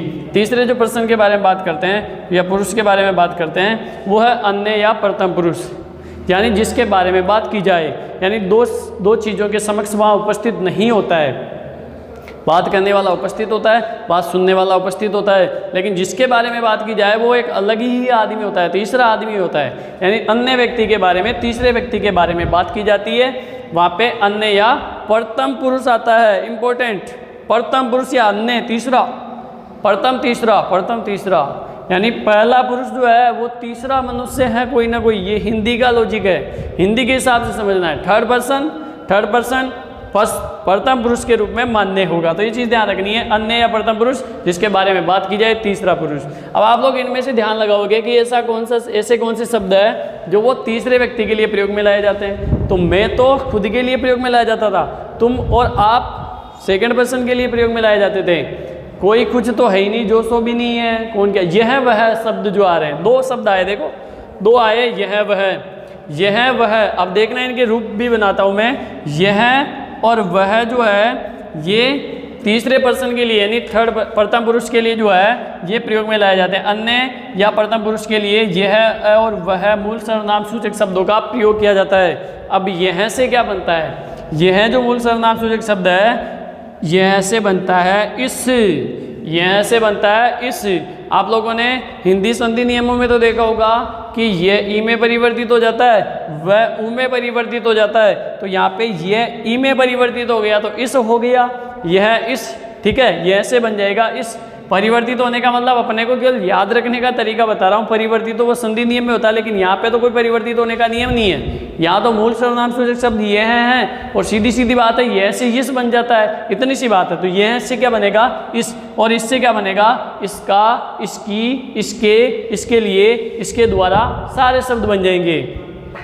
ठीक है, तो इसका, इसकी, इसके, इसके लिए, इसके द्वारा, सारे शब्द बन जाएंगे। और इस देखो, यह से बना इस और इससे बना इन। अब ये देखो एक छोटा सा सर्वनाम है लेकिन 2 सर्वनाम सूचक शब्द लिए। पहला यह लिया, यह से इस बना, और यह इस से भी इन बन गया। इन, इनसे, इन्होंने, इनके लिए, इनके द्वारा, इनसे, इनका, इनकी, इनके, सारे शब्द जो है वो इनसे बनने वाले हैं। तो इन्होंने जो शब्द है वो कौन सा सर्वनाम सूचक शब्द है? तो क्या बताओगे? इन्होंने, यानी तीसरा पर्सन, यानी प्रथम पुरुष के लिए। प्रथम पुरुष, थर्ड पर्सन। अंग्रेजी में थर्ड पर्सन जो होता है प्रथम पुरुष कहलाता है। अन्य का अर्थ होता है तीसरा मान सकते हैं, लेकिन यहाँ प्रथम से अपने को थोड़ा ये जो है अपने दिमाग में जो है वो ऐसा उथल पुथल मचा देने वाली बात होती है। लेकिन ये चीज़ ध्यान रखनी है आप लोगों को कि अन्य पुरुष यानी जिसके बारे में बात की जाती है, तो यह मूल सर्वनाम सूचक शब्द होता है जो अन्य पुरुष के साथ में प्रयोग होता है। यह से इस बनता है और इसका, इसकी, इसके, इसके लिए, इसके द्वारा सारे शब्द बनते हैं। और यह से इनका, इनके, इनके, इन्होंने वाले सारे शब्द बनते हैं। और वह से क्या बनता है? वह तो है ही है, वह से बन जाता है उस। देख लो, यह से इस, वह से उस, यह से इस, वह से उस, उसका, उसकी, उसके लिए, उसके द्वारा, सारे शब्द आ जाएंगे। और उससे क्या बनेगा?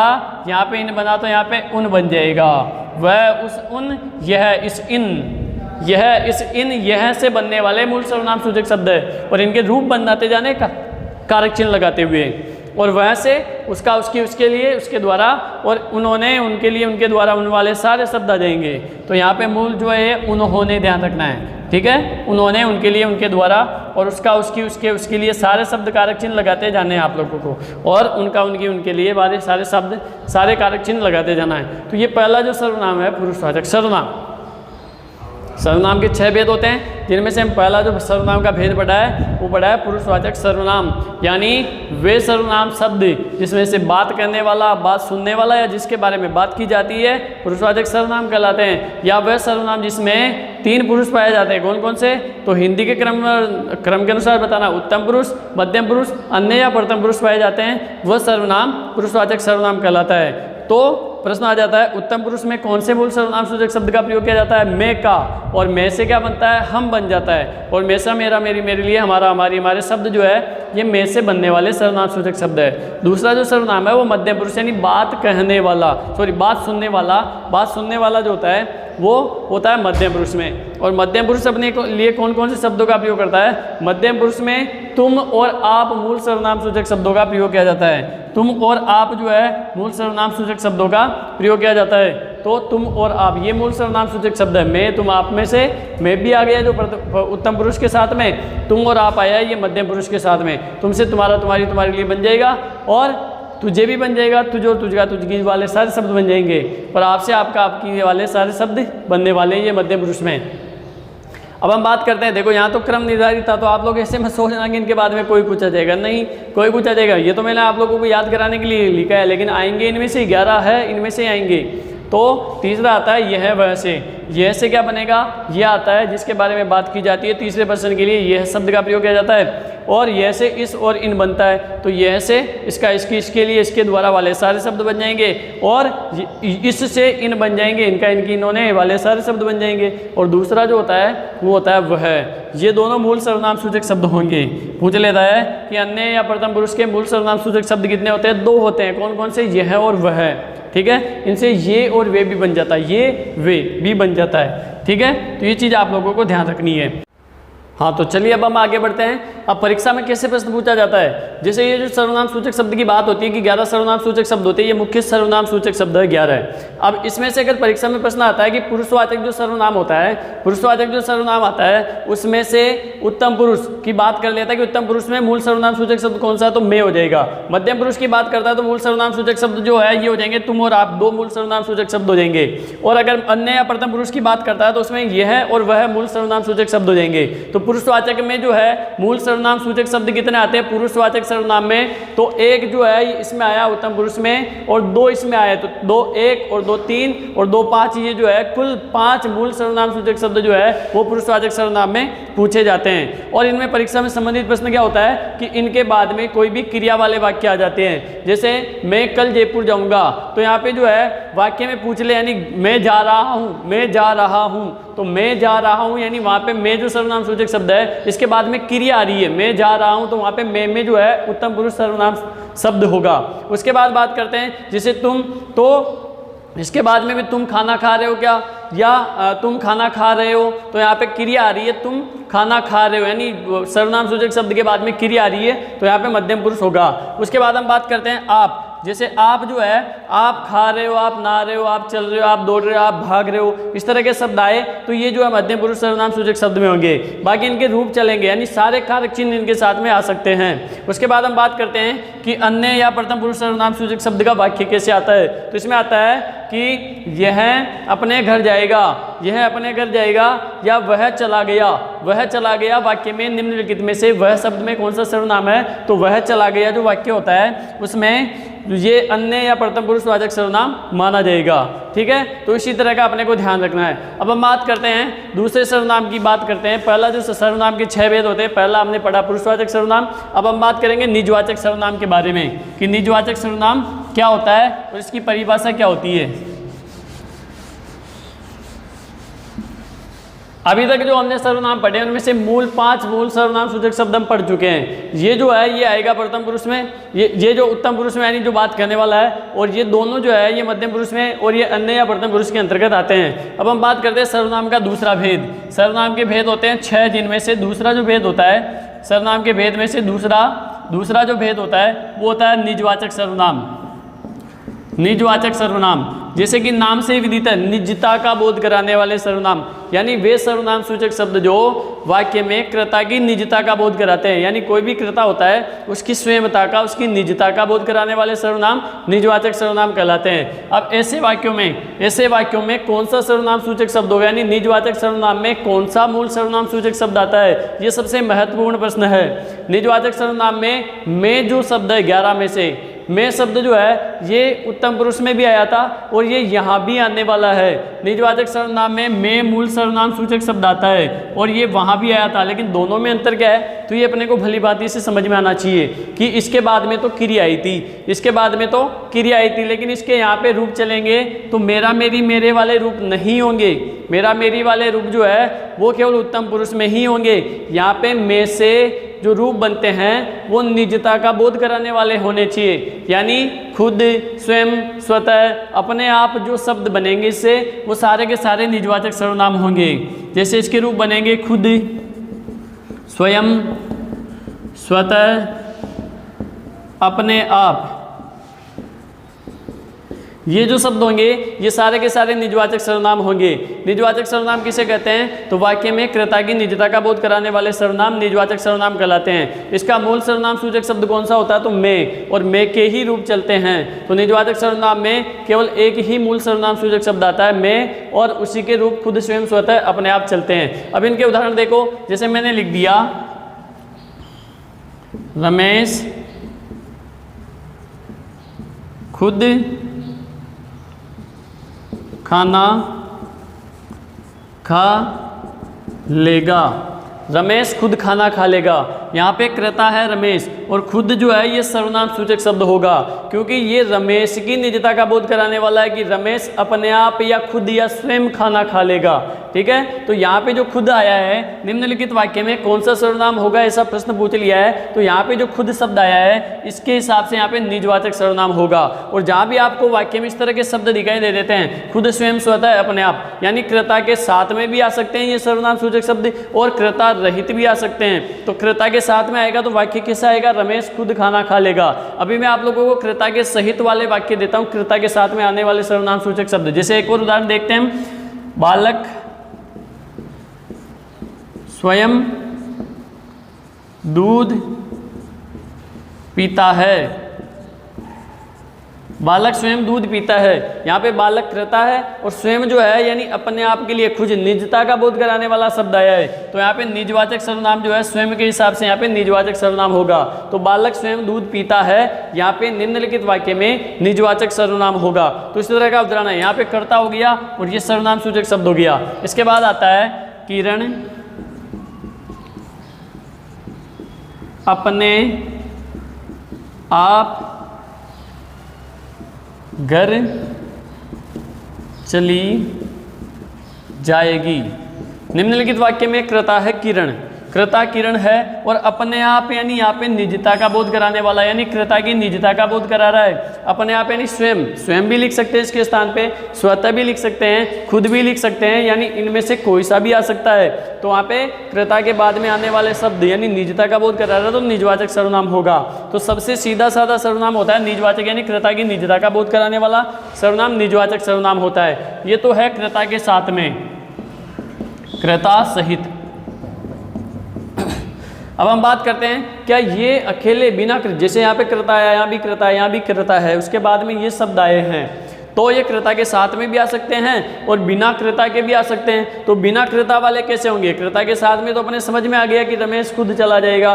परीक्षा में प्रश्न आ जाता है, परीक्षा में प्रश्न कैसे पूछता है, वो पूछेगा क्या निजवाचक सर्वनाम कर्ता रहित भी हो सकते हैं क्या, तो हाँ निजवाचक सर्वनाम कर्ता रहित भी हो सकते हैं, यानी कर्ता नहीं आए तो भी वाक्य में अगर निजता का बोध करा रहा है तो निजवाचक सर्वनाम होगा। क्योंकि परिभाषा जो हमने पढ़ी है कि कर्ता की निजता का बोध कराए, तो परिभाषा के हिसाब से तो यहाँ तक ही होना चाहिए, लेकिन अपने को अगर पूरी गहराई तक जानना है तो उसमें अपने को विदित होता है कि ये कर्ता रहित भी आ सकते हैं, यानी बिना कर्ता के भी आ सकते हैं। जैसे हम वाक्य पढ़ते हैं और हम बोलते हैं, ये कर्ता रहित जो मैं उदाहरण लिख रहा हूँ इसमें लिखते हैं आप भला तो जग भला।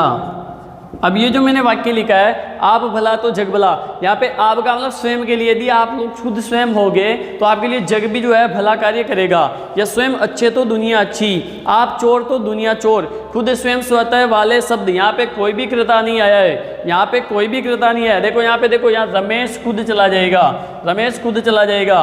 और यहाँ पे डायरेक्ट ही जो है आप शब्द आया, या ऐसे लिख दो खुद से हम उदाहरण ले लेते हैं। जैसे यहाँ पे रमेश खुद चला जाएगा, रमेश खुद खाना खा लेगा, तो यहाँ पे मैं खुद लिख रहा हूँ, डायरेक्ट ही खुद ही लिख रहा हूँ, बिना कृता के भी आएंगे डायरेक्ट ही। खुद अच्छे तो दुनिया अच्छी, खुद अच्छे तो दुनिया अच्छी। यहाँ पे खुद अच्छे, अब देखो खुद अच्छे तो दुनिया अच्छी, निम्नलिखित वाक्य में कौन सा सर्वनाम होगा?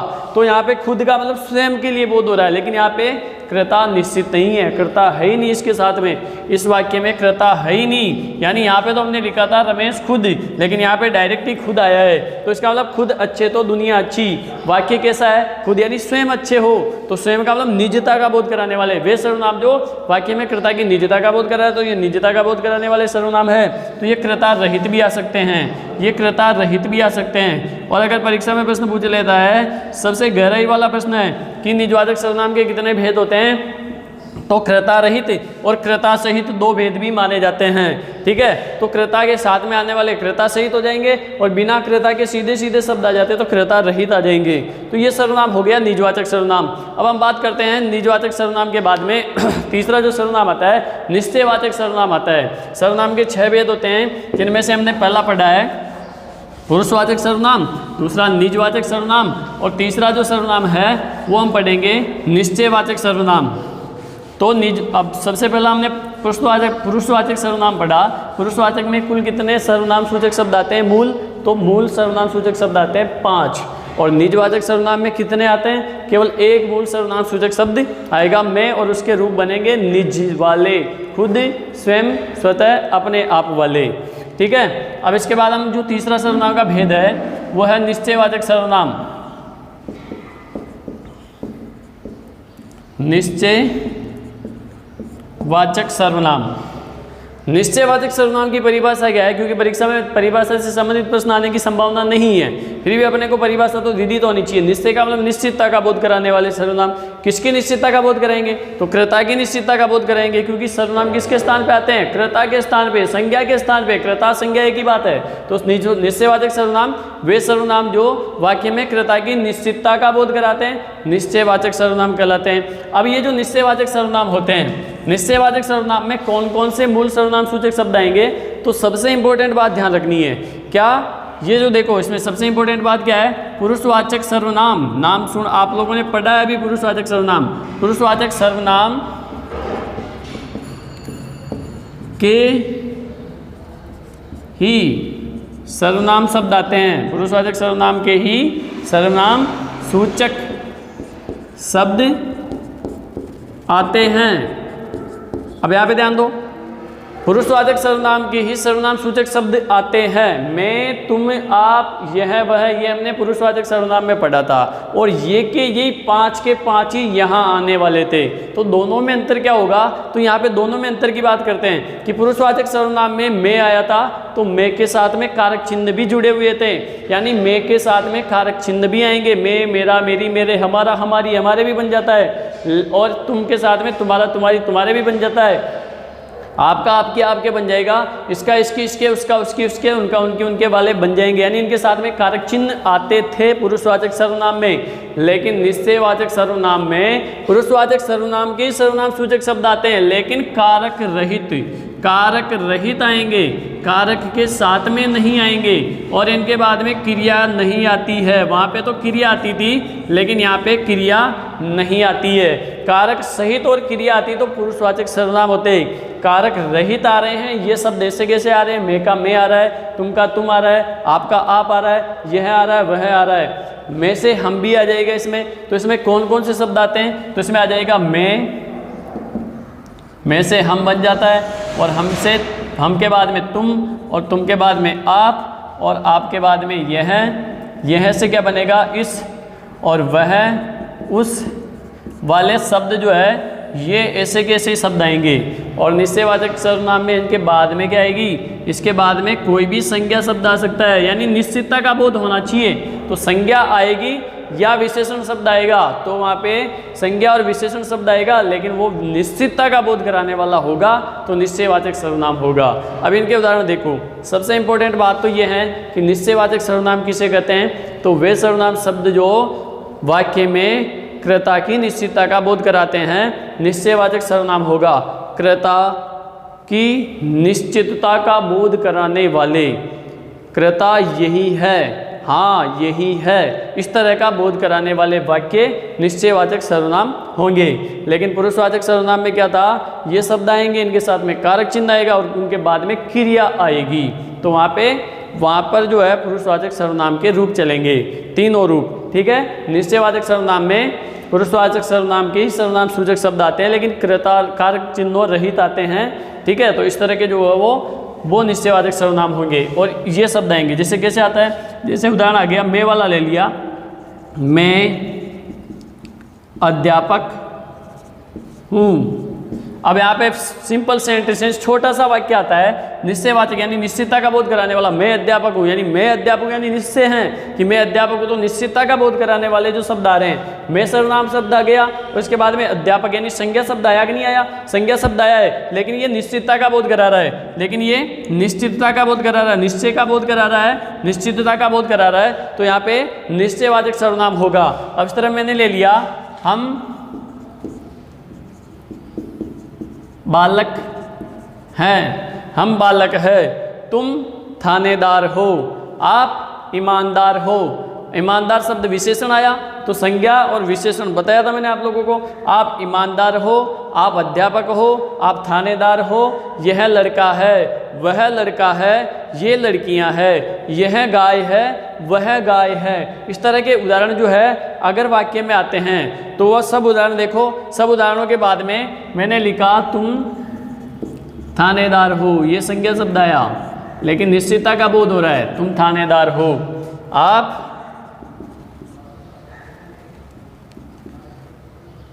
आप शिक्षाविद हो, आप शिक्षाविद हो। ठीक है, यह गाय है। निम्नलिखित वाक्य में कौन सा सर्वनाम है, तो यह शब्द आया, तो यह आप, ये शब्द देखो मैं, तो इससे अपने को आगे ध्यान देना है। मैं जयपुर जा रहा हूँ, ऐसा अगर उदाहरण आ जाता, मैं जा रहा हूँ, मैं खाना खा रहा हूँ, मैं चल रहा हूँ, मैं दौड़ रहा हूँ, मैं भाग रहा हूँ, या जो भी इस तरह के क्रिया वाले शब्द आते हैं तो वहाँ पे पुरुषवाचक सर्वनाम होता। लेकिन यहाँ पे संज्ञा शब्द आया है, मैं अध्यापक हूँ, दोनों में महीन अंतर है। और ये अंतर अगर आप लोगों के समक्ष समझ में आ जाता है तो आप लोग परीक्षा में कैसा भी प्रश्न आए, किस तरह की भी प्रकृति का प्रश्न आता है, तो आप लोग जो उसे शीघ्रता से कर दोगे, कोई समस्या आपके समक्ष नहीं आने वाली है। तो यहाँ पे सारे जो है संज्ञा या विशेषण शब्द आएंगे और निश्चितता का बोध कराएंगे, निश्चयवाचक सर्वनाम होंगे। तो निश्चयवाचक सर्वनाम में मूल कितने सर्वनाम सूचक शब्द आएंगे, ये 5 मूल सर्वनाम सूचक शब्द आएंगे, लेकिन ये कारक चिन्ह रहित होंगे। कारक चिन्ह रहित होंगे, होता है पुरुषवाचक सर्वनाम का रूप ही, लेकिन कारक चिन्ह रहित होते हैं। और दूसरी बात ध्यान रखनी है, संज्ञा आती है और निश्चितता का बोध कराता है। जबकि पुरुषवाचक सर्वनाम में क्या था, पुरुषवाचक सर्वनाम में था कि यह आता है मैं, और इसके बाद में हम, तुम, मैं, हम, तुम, यह, वह, और इनके साथ में कारक चिन्ह भी आएगा। कारक चिन्ह आ भी सकता है, ये सीधा सीधा आएंगे ना, ये सीधे सीधे आएंगे, तो उनके बाद में क्रिया भी आती है, इनके बाद में क्रिया भी आती है। मैं जा रहा हूँ, हम भाग रहे हैं, तुम खा रहे हो, यह चला गया, वह आ गया, इस तरह के चिन्ह आए, या इसका, ये वह उसके घर चला गया, तो इस तरह के कारक चिन्ह आए उसके साथ में, और यह क्रिया आए, तो वहाँ पे पुरुषवाचक सर्वनाम होंगे। लेकिन यहाँ पे कोई भी क्रिया नहीं आ रही है, यहाँ पे कोई भी क्रिया नहीं आ रही है। तो पुरुषवाचक सर्वनाम में और निश्चयवाचक सर्वनाम में सबसे बड़ा अंतर यही है कि इनके बाद संज्ञा आएगी और निश्चितता का बोध कराएगा, इनके बाद में कारक चिन्ह आएगा या क्रिया, कारक चिन्ह के बाद में क्रिया आने वाली है, या सीधे सीधे डायरेक्ट क्रिया भी आ सकती है, कारक चिन्ह नहीं हो तो भी। तो ये दोनों में अंतर होगा। तो ये हो गए निश्चयवाचक सर्वनाम। अब आप लोगों ने देखा होगा कि ये जो समस्या है, आप, चलो ये तो अपने समझ में आया, यहाँ तक तो चला।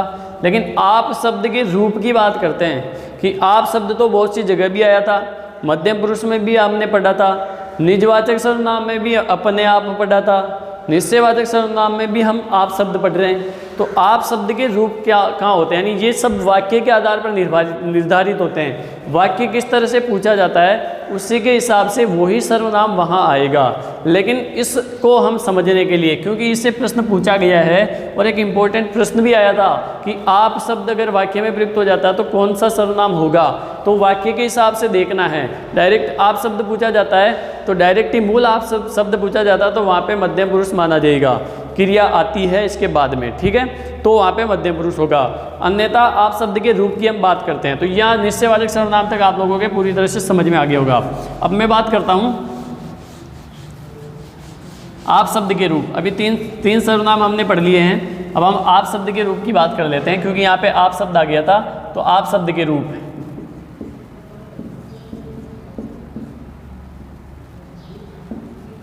आप शब्द के कहाँ कहाँ कौन कौन से रूप होते हैं इसके बारे में बात करते हैं। देखो, यदि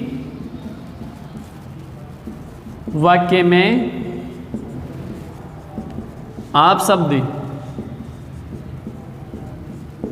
क्रिया करे तो, यदि वाक्य में आप शब्द क्रिया करे तो कौन सा होगा। अभी हमने शुरू में पढ़ा था, यदि वाक्य में आप शब्द क्रिया करता है, यानी आपके बाद में क्रिया आ जाती है। आप जा रहे हो, क्रिया आ गई, तो आपके बाद में क्रिया। यदि वाक्य में आप शब्द क्रिया करे तो पुरुषवाचक सर्वनाम का मध्यम पुरुष होगा। पुरुषवाचक सर्वनाम का कौन सा होगा, मध्यम पुरुष होगा। जैसे उदाहरण मैंने लिख दिया, आप जा रहे हो, तो ये हो गया मध्यम पुरुष, मध्यम पुरुष। पहला उदाहरण, यदि आप शब्द कोई क्रिया करता है तो वहाँ पे वो मध्यम पुरुष होगा। दूसरा रूप लिखते हैं हम आप शब्द के बारे में, यदि वाक्य में आप शब्द क्रेता की निजता का बोध कराता है, क्रेता की निजता का बोध कराता है तो वहाँ पे कौन सा सर्वनाम होगा, निजवाचक सर्वनाम। आप शब्द क्रेता की निजता का बोध करा रहा तो कौन सा हो गया, निजवाचक सर्वनाम हो गया। और निजवाचक सर्वनाम का जिसका उदाहरण देखते हैं, जैसे मैंने लिख दिया, आप भला तो जग भला। अब निम्नलिखित वाक्य में आप शब्द में कौन सा सर्वनाम है, तो आप क्या बताओगे, निजवाचक सर्वनाम होगा, क्योंकि यहाँ पे आप शब्द के जो है वो निजता का बोध करा रहा है, क्रेता की निजता का बोध करा रहा है, तो निजवाचक सर्वनाम हो गया। पहला आपके बाद क्रिया है तो पुरुषवाचक सर्वनाम का मध्यम पुरुष। आप शब्द की जो है निजता का बोध कराए तो निजवाचक सर्वनाम होता है। तीसरा देखो, यदि वाक्य में आप शब्द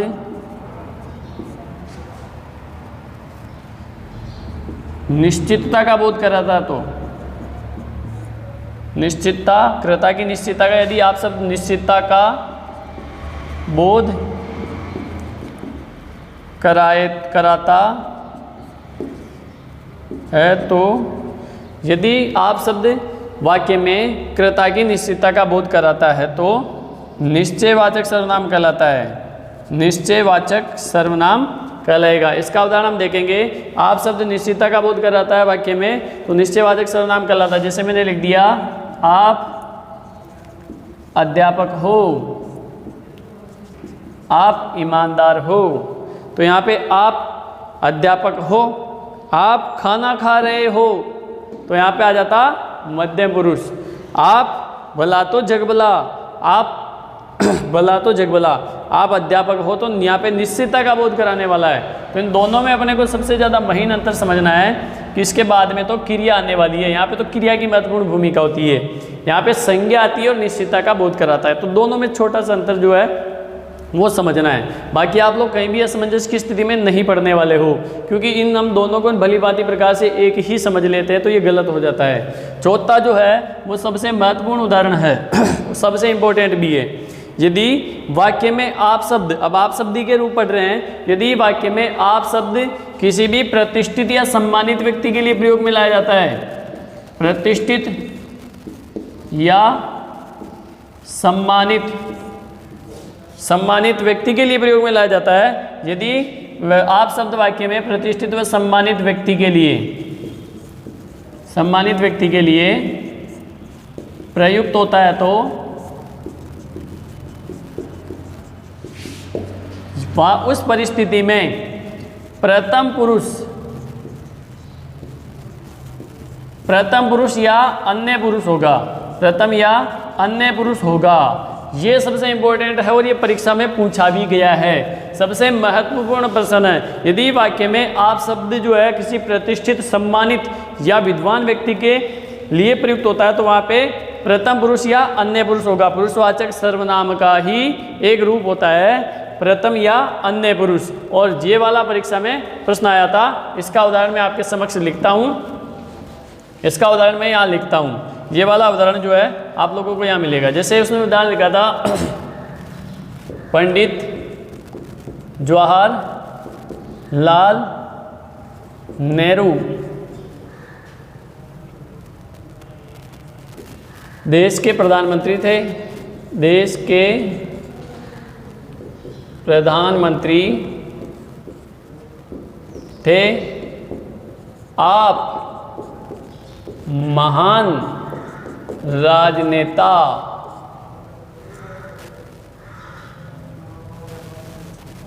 है, अभी वर्तमान में राजनेता है, यानी अभी वर्तमान में है, माना जाता है कि ये इनका नाम जीवित है, तो इसलिए वर्तमान परिस्थितियों में पंडित जवाहरलाल नेहरू देश के प्रधानमंत्री थे। आप महान राजनेता है, अभी भी इनको राजनेता के रूप में माना जाता है।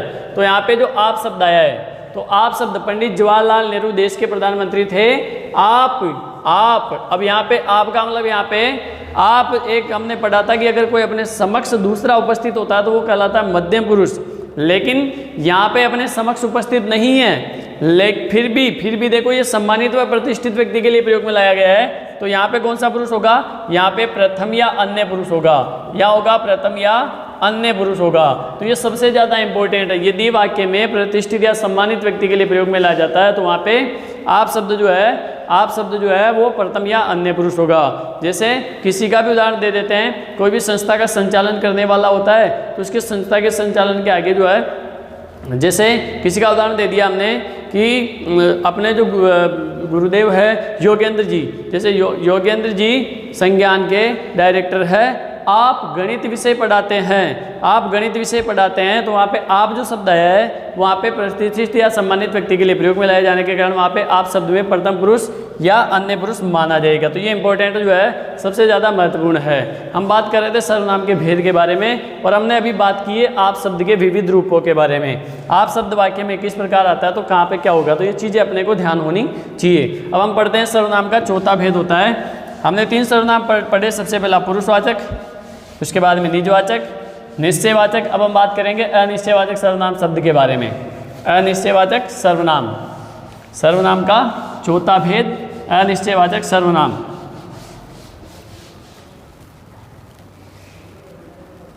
चौथा जो भेद होता है वो होता है अनिश्चयवाचक।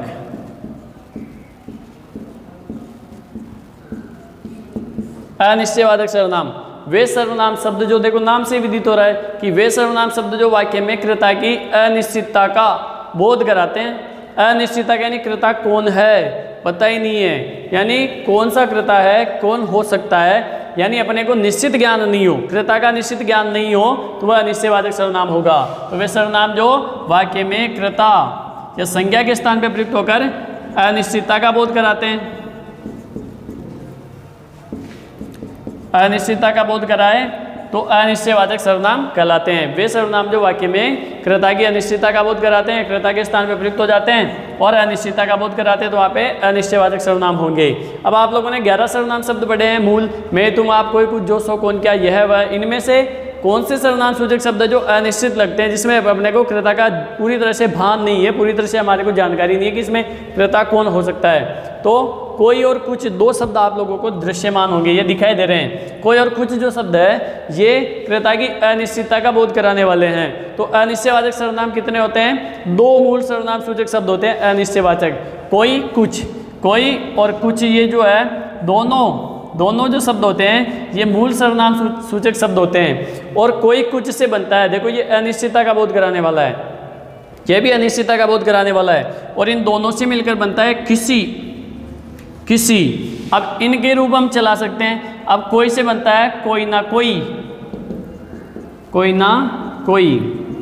और कुछ से बनता है कुछ ना कुछ, कुछ ना कुछ। और किसी से बनता है किसी ना किसी, किसी ना किसी। इसके साथ में कारक चिन्ह लगा सकते हैं, किसी का, ठीक है, किसी को, किसी, ये वाले जो है किसी के लिए, इनके साथ में कारक चिन्ह लग सकते हैं, लेकिन इनके साथ में कोई कारक चिन्ह नहीं लगेगा, ठीक है। तो यहाँ पे किसी ने, किसी का, किसी को वाले सारे सब कारक चिन्ह लगा सकते हैं। अधिकतर कारक जो है इसके साथ में प्रयुक्त हो जाएंगे। तो अनिश्चयवाचक सर्वनाम के शब्द कितने होते हैं? तो कोई कुछ मूल दो सर्वनाम सूचक शब्द होंगे, मूल होंगे ये दोनों जो अनिश्चयवाचक में आएंगे, और इनसे बनता है किसी, और इन्हीं के रूप चल जाएंगे। अब परीक्षा में कैसा प्रश्न आता है तो पूछ लेता है कोई बाहर खड़ा है, कोई बाहर खड़ा है। अब यहाँ पे कोई बाहर खड़ा है, अपने को ये तो विदित है कि बाहर है कोई, यानी कौन है ये अपने को भली भांति से विदित नहीं है। अनिश्चय है, निश्चय है ही नहीं कि कौन हो सकता है। कोई बाहर खड़ा है, अगर नाम पता होता कि रमेश बाहर खड़ा है तो वहाँ पे निश्चय में आ जाता कि अपने को पता हो जाता भाई रमेश है, निश्चय हो जाता। लेकिन यहाँ पे तो कोई बाहर खड़ा है, तो बाहर कोई भी हो सकता है, लड़का भी हो सकता है, लड़की भी हो सकते हैं, कुछ बालक भी हो सकते हैं। तो यहाँ पे कोई का मतलब जो है अनिश्चितता का बोध कराने वाला हो गया। तो निम्नलिखित वाक्य में कौन सा सर्वनाम होगा? अनिश्चयवाचक सर्वनाम होगा। कौन से शब्द में होगा? तो कोई में हो जाएगा। इसके साथ में देखो, इसके साथ में देखो, लड़कियां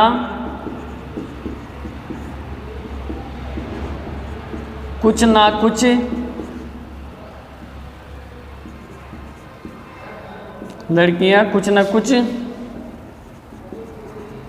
खाती रहती है। निम्नलिखित वाक्य में कौन सा शब्द है? तो देखो, सॉरी, कौन सा सर्वनाम है? तो हम बात करेंगे कुछ ना कुछ। लड़कियां जो है ये संज्ञा शब्द है, और इसके बाद में आ गया यहाँ पे कुछ ना कुछ, यानी कुछ ना कुछ कौन सी चीज खाती है अपने को पता नहीं है। लड़कियां बिस्किट खाती है, कुरकुरे खाती है, या अन्य कोई चीज़ खाती है, अपने को विदित नहीं है। तो लड़कियां कुछ ना कुछ खाती रहती है, लेकिन खाती रहती है, तो इसका मतलब यहाँ पे कुछ ना कुछ जो शब्द आया है, इस कुछ ना कुछ शब्द में जो है अनिश्चय है, अपने को ध्यान नहीं है कि कौन सी चीज़ वो खा रही है, तो अनिश्चितता का बोध करा रहा है, तो वहाँ पे अनिश्चयवाचक सर्वनाम होगा। तो इसी तरह के कोई, कुछ, किसी जो है, इस तरह के शब्द आए, कोई ना कोई, कुछ ना कुछ, तो वो सारे के सारे अनिश्चयवाचक सर्वनाम होंगे, अनिश्चयवाचक सर्वनाम होंगे। अब हम बात करते हैं सर्वनाम के पांचवें भेद के बारे में। सर्वनाम का पांचवा जो भेद होता है वो होता है संबंधवाचक सर्वनाम। पांचवा जो सर्वनाम का भेद होता है वो होता है संबंधवाचक सर्वनाम। संबंधवाचक सर्वनाम, पांचवा सर्वनाम का भेद होता है संबंधवाचक सर्वनाम, यानी वे सर्वनाम शब्द जो वाक्य में कर्ता के साथ में संबंध प्रकट करते हैं, यानी वाक्य में संबंध का बोध कराते हैं। एक वाक्य को जोड़ने के लिए दूसरे उपवाक्य, दो उपवाक्य होते हैं, एक उपवाक्य को जोड़ने के लिए दूसरे उपवाक्य के ऊपर आश्रित रहते हैं, तो वहाँ पे संबंधवाचक सर्वनाम होगा। या कर्ता से संबंध प्रकट करते हैं, सीधी सीधी बात है कि वे सर्वनाम शब्द जो कर्ता से संबंध प्रकट करते हैं, कर्ता से संबंध प्रकट करते हैं, तो वे सर्वनाम शब्द कौन से होंगे? संबंधवाचक सर्वनाम होंगे। और कौन कौन से शब्द जो संबंध का बोध कराएंगे? तो इनमें से देख लो, केवल जो और सोई दो शब्द है जो केवल संबंधवाचक सर्वनाम का संबंध का बोध कराने वाले हैं। तो कर्ता से संबंध का बोध कराते हैं वे सर्वनाम शब्द जो वाक्य में कर्ता से संबंध का बोध कराते हैं, कर्ता से संबंध प्रकट करते हैं, तो वे सर्वनाम शब्द क्या होंगे? वे सर्वनाम शब्द जो है वो संबंधवाचक सर्वनाम होंगे। कितने मूल सर्वनाम सूचक शब्द होंगे? तो 11 में से 2 जो है वो संबंधवाचक सर्वनाम होंगे, जो और सो। जो और सो जो है ये मूल सर्वनाम सूचक शब्द होते हैं संबंधवाचक के। अब जो से क्या बनता है? अब देखो, जो है इससे इसी के रूप चलेंगे। जो से बनता है जिस, और जिन से बनता है, जिससे बनता है जिन, यानी जो के रूप चलेंगे जिस, और जिससे क्या बनता है, जिसका, जिसकी, जिसके, जिसका, जिसकी, जिसके लिए, जिसके द्वारा वाले सारे शब्द, जिनका, जिनकी, जिनके, जिन्होंने, जिन वाले सारे शब्द हो जाएंगे, जिन्होंने, जिनका, ये सारे शब्द जो है वो बन जाएंगे और सो का सो रहेगा। ठीक है, सो में कोई परिवर्तन होने वाला नहीं है। ये तो संबंधवाचक सर्वनाम यानी वाक्य को जोड़ने का काम करेगा। तो जो और सो दो मूल संबंधवाचक सर्वनाम होते हैं और जो के रूप चलते हैं जिस, और जिससे बनता है जिसका, जिसकी, जिसके लिए। सारे कारक चिन्ह लगाते जाओ, अपने आप शब्द निकलते जाएंगे। केवल मूल सर्वनाम शब्द पूछता है या वाक्य दे के पूछता है, तो इसका वाक्य कैसे देगा तो ध्यान रखो। जैसे मैंने उदाहरण दे दिया, जिसकी लाठी उसकी भैंस। अब ये आप लोगों को पता है, जिसकी लाठी उसकी भैंस। अब ये उदाहरण दिया, देखो अब मैं अगर यहाँ तक ही बोल देता जिसकी लाठी, तो आप लोगों को संबंध प्रकट की बात होती कि आगे आप बोलोगे, संबंध होगा तभी बोल पाओगे। जिसकी लाठी उसकी भैंस, बिल्कुल अपने आप आवाज आ जाएगी। मैंने लिख दिया, अब देखो जैसे मैंने लिख दिया, जो अध्यापक हिंदी पढ़ाता है वह आज नहीं आया। जो अध्यापक हिंदी पढ़ाता है, अब यहाँ पे हम बोलेंगे कुछ ना कुछ प्रकट होगा कि जो अध्यापक हिंदी पढ़ाता, तो इसका उत्तर यहाँ नहीं मिला, यानी संबंध प्रकट करेगा। वह आज नहीं आया, यानी ऐसे भी हम लिख सकते हैं कि वह अध्यापक आज नहीं आया जो हिंदी पढ़ाता है, ऐसे भी हम लिख सकते हैं। ये वाक्य वाली बात हो जाती है। ये जो वाक्य होता है ये मिश्र मिश्रित वाले वाक्य की बात हो जाती है, तो ये मिश्र मिश्रित वाक्य हो जाता है। तो अगर इसको हम देखें तो ऐसे भी लिख सकते हैं कि वह अध्यापक आज नहीं आया जो हिंदी पढ़ाता है। तो जहाँ भी जो दिख जाता है तो वहाँ पे संबंधवाचक सर्वनाम होगा। तो जो है इस शब्द में संबंधवाचक सर्वनाम होगा। जिसकी लाठी उसकी भैंस, जो अध्यापक हिंदी पढ़ाता है वह आज नहीं आया। इस जो करेगा सो भरेगा, जो करेगा सो भरेगा, इस तरह के उदाहरण आए तो सारे के सारे क्या होंगे, वो सारे के सारे उदाहरण जो है संबंधवाचक सर्वनाम कहलाएंगे। ठीक है, अब इसके अलावा एक चीज़ ध्यान रखनी है। इसके अलावा जैसे मैंने जो का रूप लिख दिया, बहुत सौ के मन में आ जाता है कि जैसा भी होता है क्या, जैसी भी होता है क्या, जैसे भी होता है क्या, जब भी होता है क्या। ये जो रूप है, मैंने चारों रूप लिखे, जैसा, जैसी, जैसे, जब, जो से बनने वाले होते हैं, लेकिन ये सर्वनाम शब्द नहीं होते हैं। कभी भी इनके बारे में सोचकर गलती मत करना, क्योंकि ये सारे के सारे जो है क्रिया विशेषण होते हैं। ये सारे के सारे क्रिया विशेषण होते हैं। जैसा, इनके बाद में क्रिया आने वाली है। ठीक है, इनके बाद में क्रिया आने वाली है, या विशेषण विशेषता बताने वाले हैं। जैसा करोगे वैसा भरोगे, जैसी करनी वैसी भरनी। ठीक है, जब जब जो शब्द आता है ये भी क्रिया विशेषण है। सारे के सारे शब्द जो है क्रिया विशेषण है, इनको अव्यय की श्रेणी में रखा जाएगा तो ये क्रिया विशेषण हो जाएंगे। तो ये सर्वनाम शब्द नहीं होते हैं। तो ये चीज़ ध्यान रखना कि ये सर्वनाम नहीं होंगे, ये सर्वनाम नहीं होंगे। ये तो क्या होंगे, ये तो अव्यय होंगे, ये तो क्रिया विशेषण होंगे। क्रिया विशेषण, अव्यय के भेद होते हैं जिसमें से एक भेद होता है क्रिया विशेषण। अव्यय के 4 भेद होते हैं, उनमें से एक भेद होता है क्रिया विशेषण। तो ये क्रिया विशेषण होने वाले हैं, ये सारे के सारे क्रिया विशेषण है। ठीक है, तो ये जो है जो अध्यापक हिंदी पढ़ाता है, यानी इस तरह के जो है वाक्यों में संबंधवाचक सर्वनाम में जो, जिसका, जिसकी वाले सारे शब्द जो है वो हो जाते हैं। जिन, जिनका, जिन्होंने वाले सारे शब्द बन जाते हैं। अब सर्वनाम का अंतिम भेद आता है, छठा और अंतिम भेद, प्रश्नवाचक सर्वनाम। सर्वनाम का छठा व अंतिम भेद। अब आप लोगों ने 11 सर्वनाम सूचक शब्द देखे होंगे, उनमें से कौन कौन से बचे हैं और छठा है, तो वो सारे के सारे कौन क्या बचे हुए हैं, तो ये सारे प्रश्नवाचक सर्वनाम शब्द कहलाएंगे। तो सर्वनाम के कितने भेद होते हैं, 6 भेद होते हैं। पहला कौन सा है, पुरुषवाचक सर्वनाम, दूसरा निज, तीसरा निश्चयवाचक, चौथा अनिश्चयवाचक, पांचवा संबंधवाचक और छठा प्रश्नवाचक सर्वनाम होता है। सर्वनाम के 6 भेद होंगे और 6 भेदों में ये 11 मूल सर्वनाम सूचक शब्द ही प्रयोग में लाए जाते हैं। बाकी इनके रूप जो है चलते हैं, इनके साथ में कारक चिन्ह लग जाता है। ठीक है, तो ये चीज़ अपने को ध्यान रखनी है। अब बाकी बचे 2 हैं, कौन क्या, ये आ जाएंगे प्रश्नवाचक सर्वनाम में। तो प्रश्नवाचक सर्वनाम,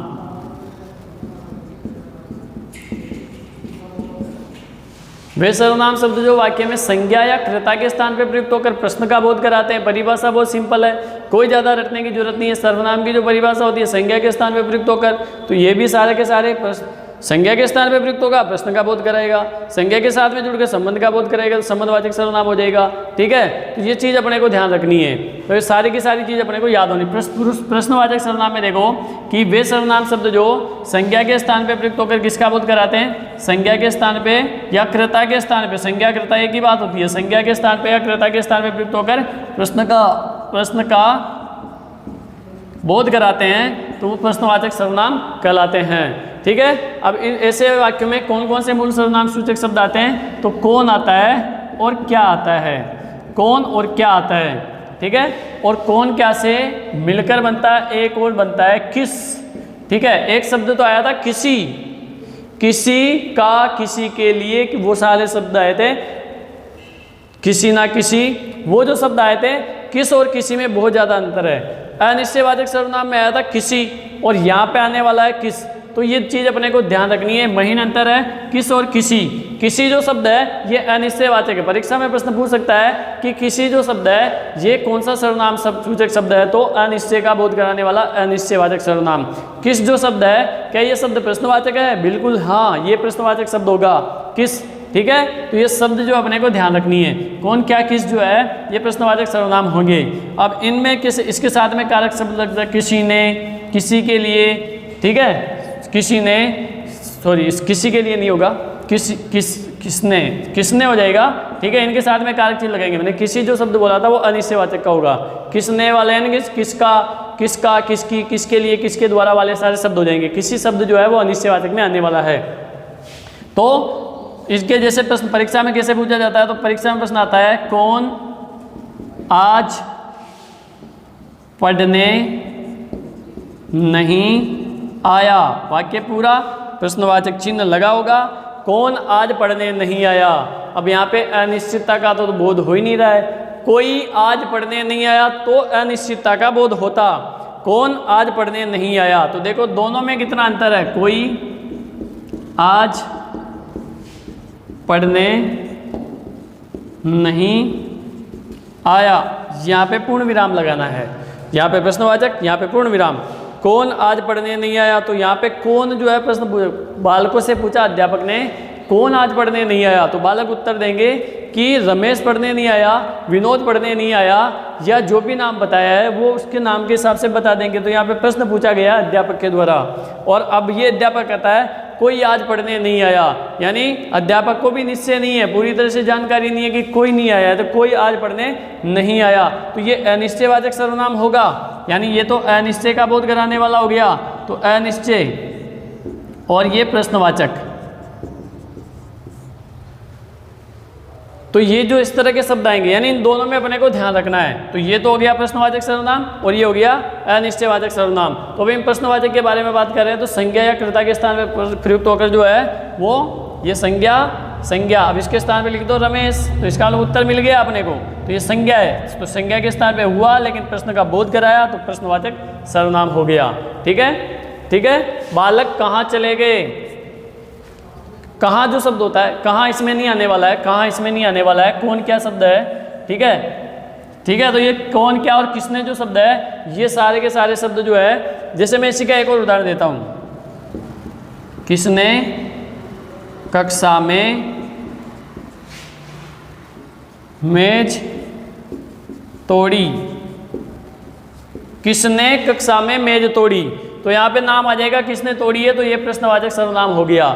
यानी इसने बोध कराया वाक्य में कि किसने, तो यहाँ पे उत्तर न आएगा किसने तोड़ी थी, तो उसका नाम आने वाला है। तो प्रश्नवाचक सर्वनाम कर्ता के स्थान पर प्रयुक्त होकर प्रश्न का बोध कराते हैं, प्रश्नवाचक सर्वनाम होंगे। ठीक है, और अनिश्चितता का बोध कराए तो अनिश्चयवाचक सर्वनाम होंगे।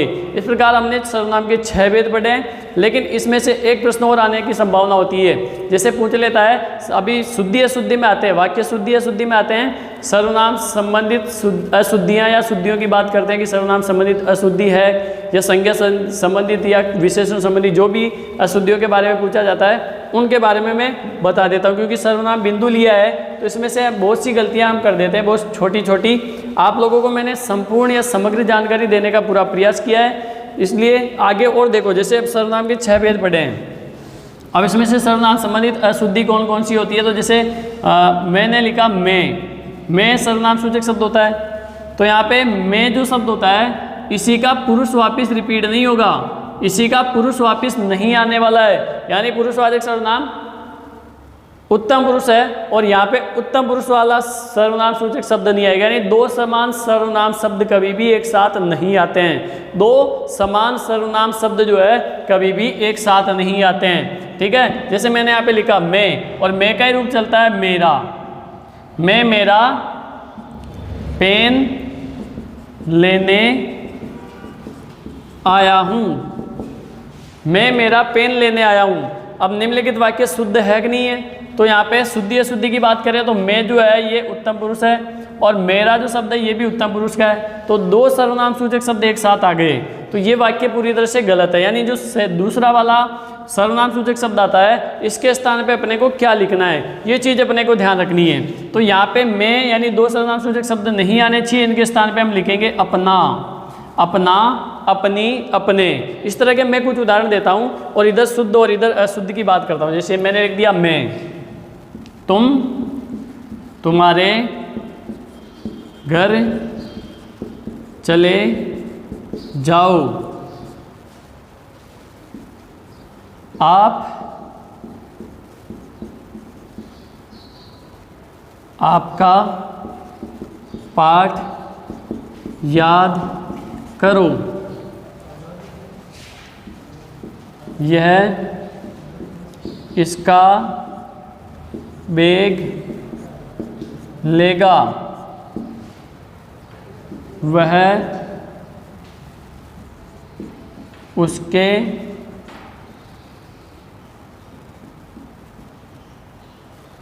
हम हमारा वाला लिखा क्या?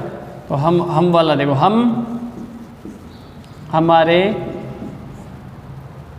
विद्यालय जाते हैं। ये उदाहरण देखो।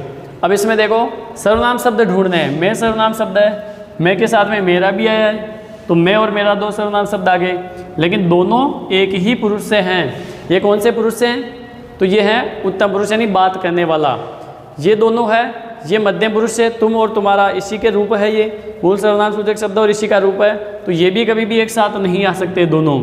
आप है, आपका रूप होता है आपका, तो ये भी इसी के साथ नहीं आने वाला है। तो मूल सर्वनाम शब्द तो अपने को ध्यान रखना है, मैं, तुम, आप, यह, हम, ये मूल सर्वनाम सूचक शब्द है। अब इनके साथ में मैं का रूप बना मेरा, तुम का तुम्हारे बना तुम्हारा, तुम्हारी तुम्हारे वाला, कोई सा भी आ जाता है यहाँ पे। आपका आपका आपकी आपके वाला बना, और ये से इसका इसकी इसके, इनका इनकी वाले हो जाता है, और हमसे हमारा हमारी हमारे वाला हो जाता है। तो ये सारे के सारे वाक्य गलत होंगे, ये सारे के सारे वाक्य जो है अशुद्ध है। इनमें सर्वनाम संबंधित अशुद्धि है, क्योंकि समान सर्वनाम जो है आ चुके हैं, समान पुरुष वाले सर्वनाम शब्द जो है आ चुके हैं। तो इनके स्थान पे हम क्या करेंगे, जितने भी रेखांकित पद है इनके स्थान पे आवश्यकता अनुसार अपना, अपनी, अपने शब्द का प्रयोग करते हैं। अपना, अपनी, अपने शब्द का प्रयोग करेंगे। तो मैंने लिख दिया मैं अपना पेन लेने आया हूँ, तो ये वाक्य पूरी तरह से शुद्ध है, क्योंकि वहाँ पे दो समानार्थी शब्द हट गए, दो समान सर्वनाम सूचक शब्द हट गए हैं। तुम अपने घर चले जाओ, बिल्कुल शुद्ध वाक्य होगा। आप अपना पाठ याद करो, आप अपना पाठ याद करो, आप आपका पाठ याद नहीं करो। आप, ये थोड़ा ध्यान रखना, आप आपका तो अपने को लगता है आप आपका वाला हो जाएगा, लेकिन आप अपना पाठ याद करो, ये वाक्य शुद्ध होगा। यह अपना बैग लेगा, यह अपना बैग लेगा, हम अपने विद्यालय जाते हैं। तो सब में अपना, अपनी, अपने यानी आवश्यकता के अनुसार लगाते जाना है। और ये वाक्य अगर इस तरह का परीक्षा में पूछा गया है और पूछ भी लेता है, तो ये चीज़ अपने को ध्यान होनी चाहिए कि कभी भी दो सर्वनाम सूचक शब्द एक साथ प्रयोग में नहीं लिए जाते हैं। तो सर्वनाम का संपूर्ण बिंदु मैंने आप लोगों को पढ़ाया। आप लोग जो है इसके ऊपर ज़्यादा से ज़्यादा शेयर करें, कमेंट करें, अपने मित्रों, अपने संबंधियों और सहयोगियों को जो है निरंतर इसके बारे में बताते रहें, और आप सभी का विश्वास, प्रेम व स्नेह निरंतर ऐसे ही बना रहे। धन्यवाद दोस्तों, राम राम।